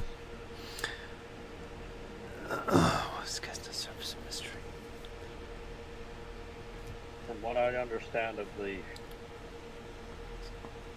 goddess death, she serves only herself and her own betterment.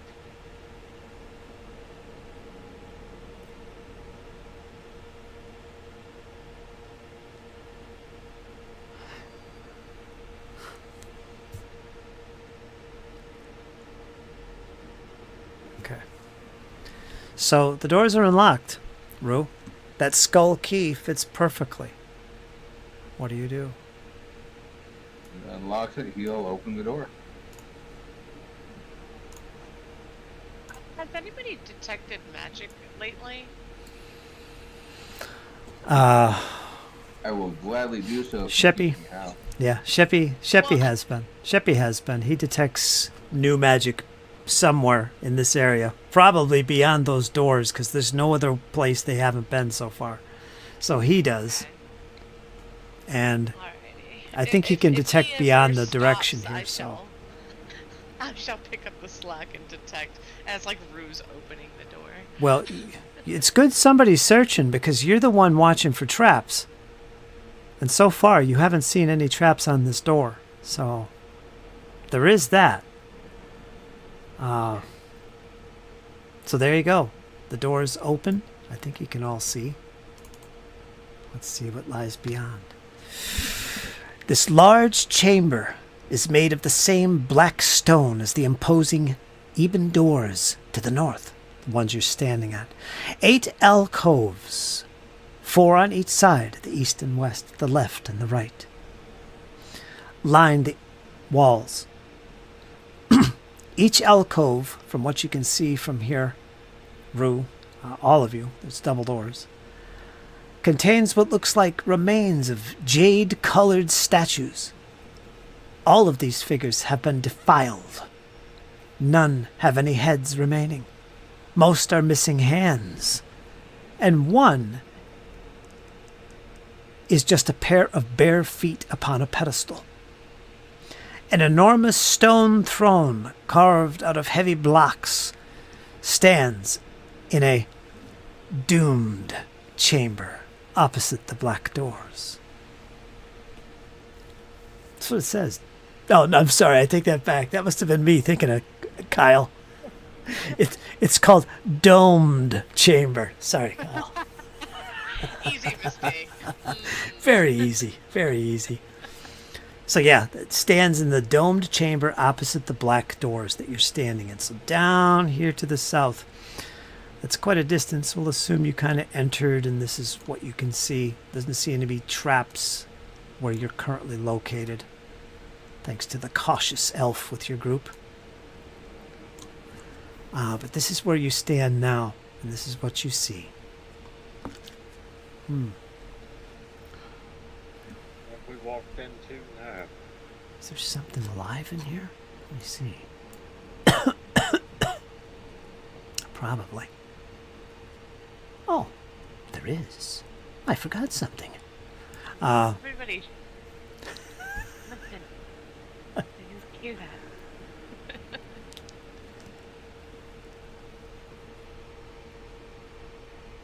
Sounds like a game master contemplating. Wheels of murder. Exponentially. So here's where you are, and I'm assuming you're continuing down, and I'm describing what you see on the sides with these pedestals and broken apart statues on your flanks. As far as you can tell, there's only one way to go, to the south. Do you continue? Or do you run for your lives? Eric will cautiously continue. You should get to a point where you're going to see something to the south.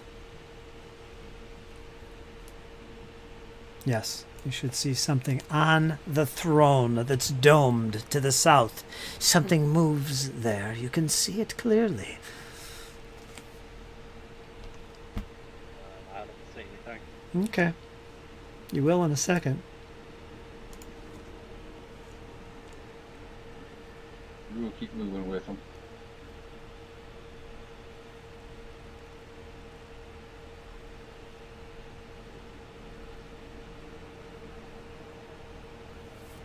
Oh. Give me a minute as I try and read this. You guys contemplate. Think of questions to ask me. All right? So far, nothing has happened, but we'll get there. Okay? Think. Is diplomacy actually going to work this time?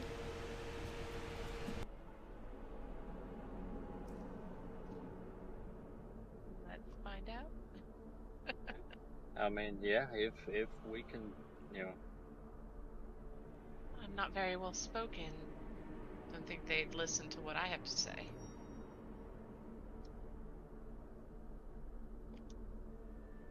I use intimidation.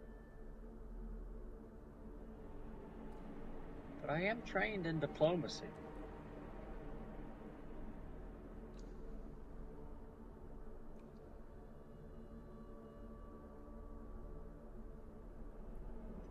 Is that you volunteering? Bam, have you Or- seen me try to be diplomatic here? That shit's never Just worked. by default.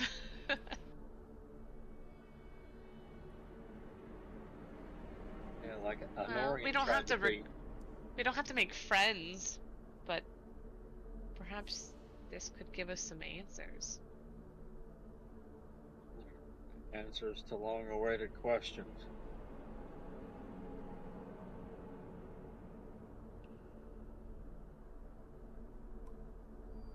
What the hell should I ask it first?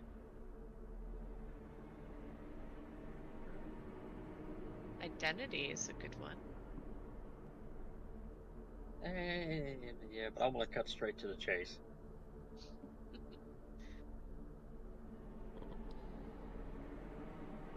Always in a hurry.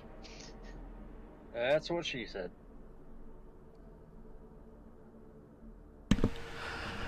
Okay.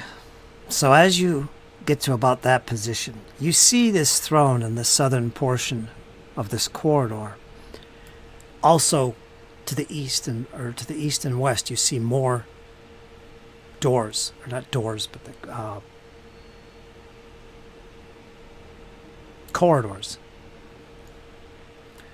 Let me move you just a little bit more. And you see that on this throne, what looks like some type of skeleton. I showed the picture there. No clothing, but it seems to be adorned in some kind of jewels. And as you draw close, you see a flicker of light appear within the sockets of its skull. A yellow light. Just explodes from the sockets and dies back down to this faded yellow, almost sickly yellow. And you hear it, and then you see it move. You see the bones adjust itself in the throne.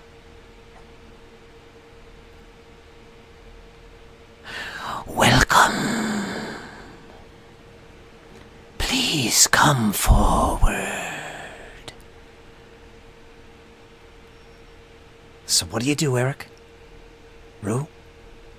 Eric will move forward. You begin to cautiously move forward closer towards this throne. And as you do, it begins to stand up. Slowly, it braces itself on the arms of the throne and begins to stand. And you see this skeleton, full size of a human. You hear the clash, or the clank of the bones and the jewelry kind of impact its chest and its arms. We've waited for you a long time. You're testing Eric, Aura, Rue, and Sheppy is about to begin. And her right arm rises and points to the right corridor, the one to the east. Please go. Testing. What testing? And as you draw a little bit closer, you see what she's talking about. To the east, you see another pair of double doors awaiting you.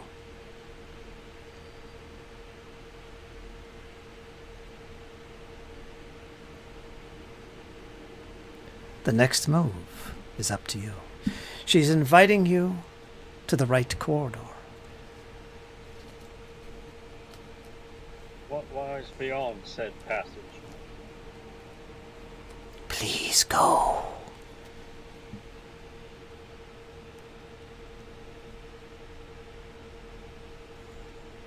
Testing for what? And as you ask these questions, it begins to climb down from the throne. And it begins to slowly move towards the double doors. Come.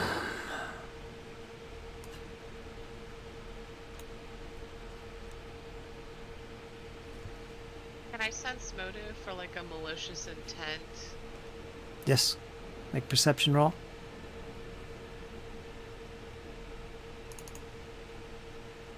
I do that as well. Yep. I sent it over. Why not?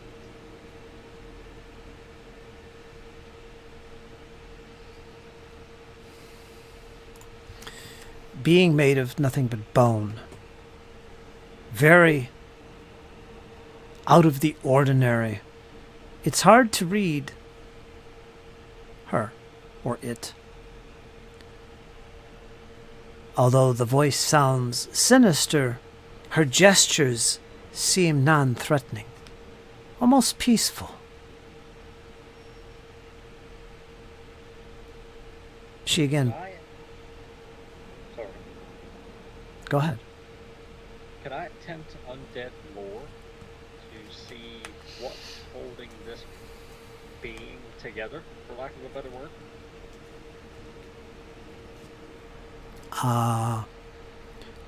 What's what? What's holding what? Basically, I would like to do an undead lore check on this creature. Well, I'll tell you what you roll. I'll tell you what's relevant to roll. Yeah, you can make a recall knowledge. Let me see what applies.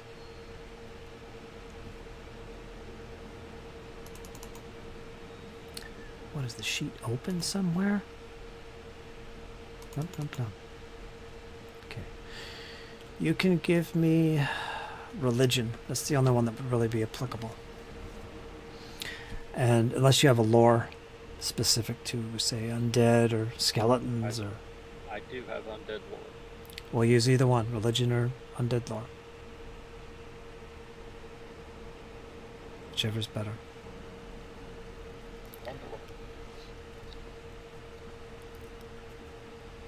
And it looks like a skeleton to you. You've heard about skeletons before many times, but this one seems no different. Obviously undead. Seems we have no choice but to take up your offer for a test.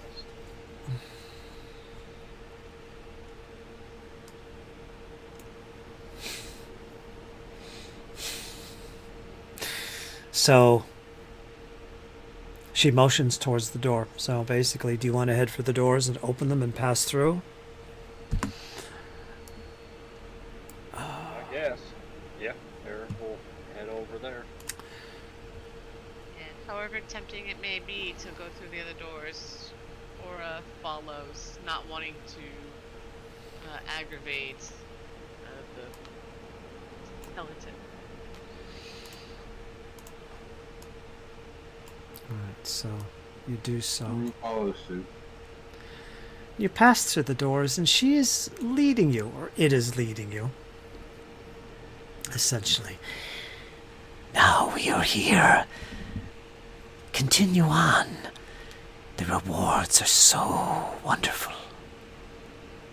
And she motions for you to pass through the final pair of doors. Do you continue, Eric? Yeah, Eric will look over at the rest of the group. Get ready for anything. Through the doors. Okay, let me kind of put you in the marching order I think you would be. Something like that, I think. Move you back right by the door. And you enter yet another chamber. The walls of this room are carved from black stone, and it features 4 large alcoves to the left and right. Three contain large stone basins filled with reeds, moss, and other swamp plants. The basin in the 4th alcove is empty. And further to the north, you see stairs that lead downward.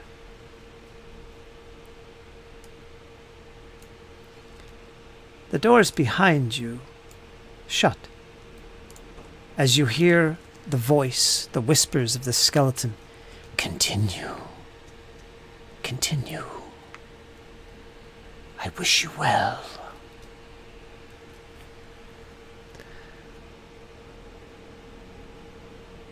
I'm turning back now. Suppose not. So what do? You're moving through this chamber. We'll keep moving.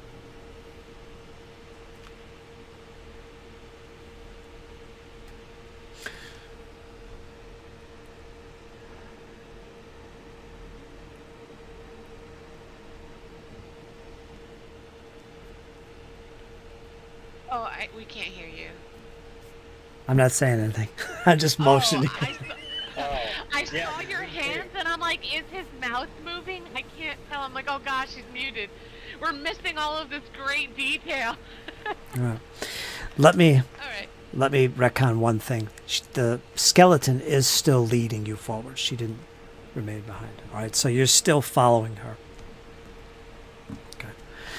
Now, as you start to pass through and she's leading you on, you notice inside of 3 of these basins where there's moss and stuff in there, you notice something Sheppy has seen before. And I'm not sure about the rest of you. Maybe in the past you've heard of these creatures, or Sheppy has described them. You see these creatures hovering above these basins. These are a form of will-o'-the-wisp. You've fought them before. They were fearful skulls that flew in glue. But these particular ones are the most recent ones you've faced in battle, and they were particularly dangerous. Someone referred to them as dread wisps. All right? They're just hovering there as you slowly pass by these little alcoves and follow this skeleton forward. Do you continue? Back now. I don't know. That's up to you. Those doors are right behind you. Yeah, we've committed now. All right. I suppose, yeah. But if they're not moving towards them, just let them be. All right. 2 of them are moving towards you, slowly following behind. Not threatening, not pursuing, not making any noise. But 2 of them do actually come from behind you.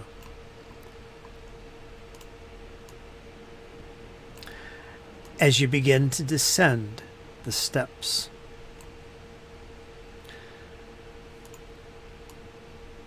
and you'll see at the foot of these steps, there's 2 more sets of steps, one going east, one going west, and they both descend even deeper. So, Behind you are 2 dread wisps, just floating there. Ahead of you is this skeleton, bejeweled, leading you on, whispering you forward. Seems like a feminine voice that whispers at you from her. And you're in the middle as you move down these steps. I'll put you right here so you can see. I'll bring the elf in there. Thank you.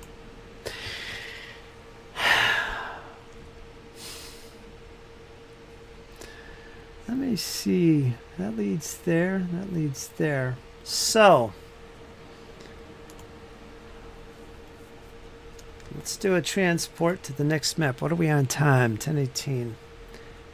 Let's go to the I'll next. probably Don't worry. We're gonna. call it once we get to the new map. Exactly. Let's see what's there.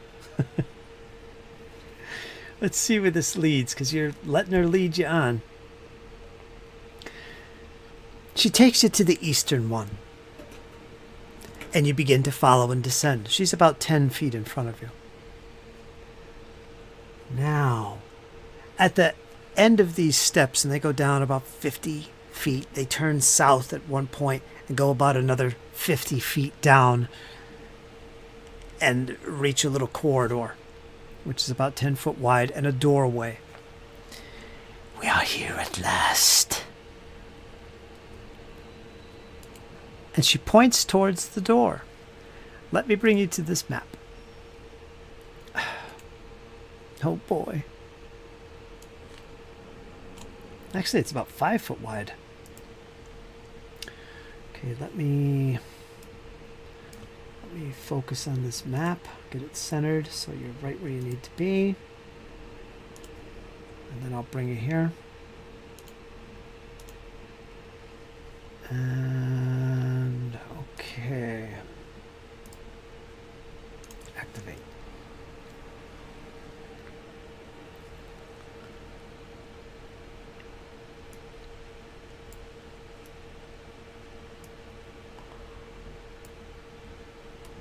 And you enter this through the portal. You see this massive room. Can everyone see the map?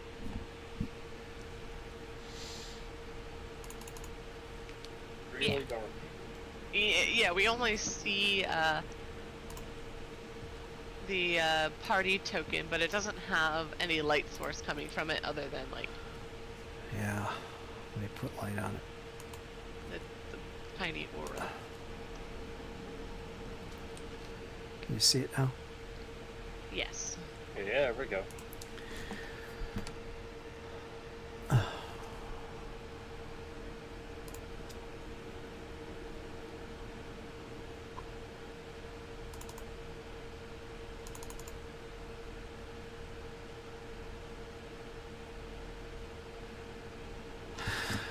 You step into this very large chamber.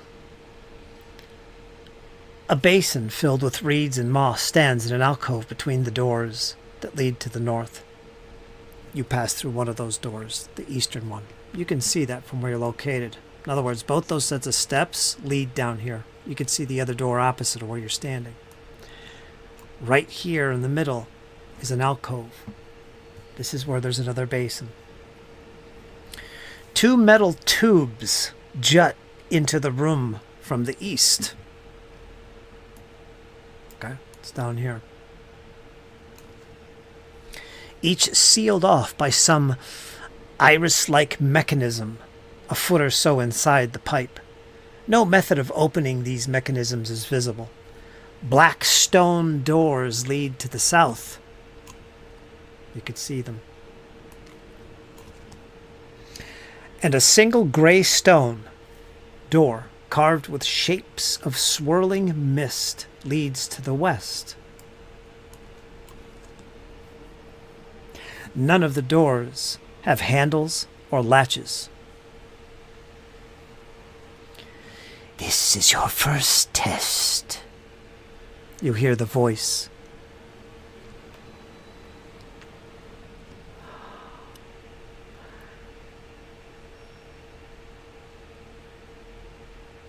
We'll leave it at that. Okay? So, take a look at your surroundings.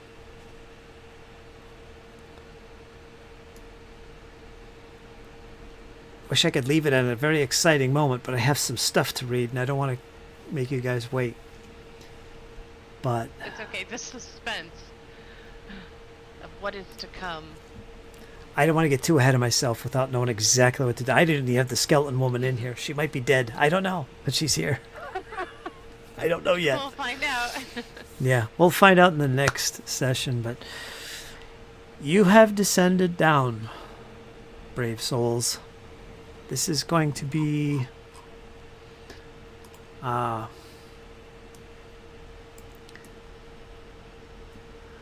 yes, this I think is going to be the big deal. So, what we're going to do is I'm going to say congratulations to you. We're about to enter the final phase of the Abomination Vaults. You have reached probably the final level. So with that, you are granted 10th level. So by the time the next session arrives, have your characters ready to go. 10th level. Okay? So there's your 10th level. You're good to go. And that's where we'll end the session. So we'll pick up the next session in this chamber. I'll get myself ready and see what's going to happen here. You know, we're getting deep now. Okay? So with that, let's do our outros and thoughts on the game. We're going to start with Rachel. Rachel, what did you think? This is it. We're getting there after 3 years.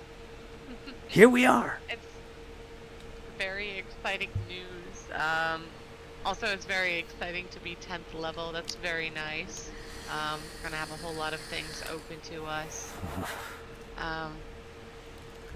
Also excited that it's, yeah, it's just very exciting. Yeah, this is... I'm very curious to see what all of this comes to, but we had a good session today, getting some combat in and just getting here. Yeah, it was very good. Our elven warrior here. You guys did great in the combat. Kyle, what'd you think, man? Here we are. Here we are. And yeah, this is going to get real. I wasn't completely prepared for this, but you guys got up there, and I wanted to push us forward, so I'm going to take the time to make sure we get this right here. So we'll end it there. Yeah, this is going to be intense. This is what it's all about. And what is this about a test? Yeah, that's kind of eerie. Not at all. Kind of off-putting a little bit. I mean, like we rose to the challenge so far. But are we capable from here on out? I guess we're about to find out. What's even more interesting is everybody's drained 1 or 2 or doomed. Wow. Wonder what that's about, Kyle. Wonder what you did to get doomed. What's going on? Yeah, I have no idea. Like, I critically succeeded the saves. Like, hey. Yeah. I don't know. Messing around with grave knights or whatever and putting their armor on might not be the best thing to do in the world. But anyway, what do you think? What do you think, Ted? I think it was definitely a on the edge of your seat kind of session for me tonight. Yeah. Especially early on, the pounding that Rue took. I was down critically low, really quickly, really early. it was after 2 hits, and I'm thinking, okay, I might have to bring in a backup because one more hit like that, and I'm done. But somehow, some way, Rue ended up pulling this through and coming out the other end of that meat grinder. So that encounter, meta talk here. So that encounter with the knight and the clay golem together, that was a severe encounter. So somebody could have died. Probably not a TPK, but somebody could have died But you guys, you just shared the damage. I think it was played really well, distracting that anger in the creature, getting their attention, rather than just letting them attack the same person over and over. That's always a good thing. Fighting them separate would be difficult because that night, once he heard that creature fighting, the golem fighting, it's going to investigate and come in. And that's basically what it did both times you encountered him. So I don't know how you'd be able to... Maybe you could sneak past the golem somehow, but then you'd be face to face with the knight. Shut the door. The golem's too big. He's not going to get through the doors. Maybe that was an idea. And take on the knight alone. But it took them both on and defeated him, so it's irrelevant. That was good. That was a good combat. So well done on that. Any final thoughts before we conclude here? Yeah, this is about to get real, I think. Yeah. 10th level, Kyle. Yes. Yeah. And the final level, essentially. We'll see what happens. Now, again, remember that you do have your backup characters, so it's more like there's 8 of you that are left in the companions to finish this quest.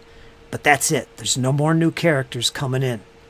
You guys are stuck, so if they all die, Belcora wins, and that's the end of the tale. But if you win, yeah, the story ends with heroes being victorious. We'll see. Yeah, so with that, folks, we're going to call it here. We're going to be back for episode 112, I believe, in the next episode. Hope you enjoyed. We'll talk to you again soon. Hang in there, folks. You know why? It's only going to get better. Talk to you soon.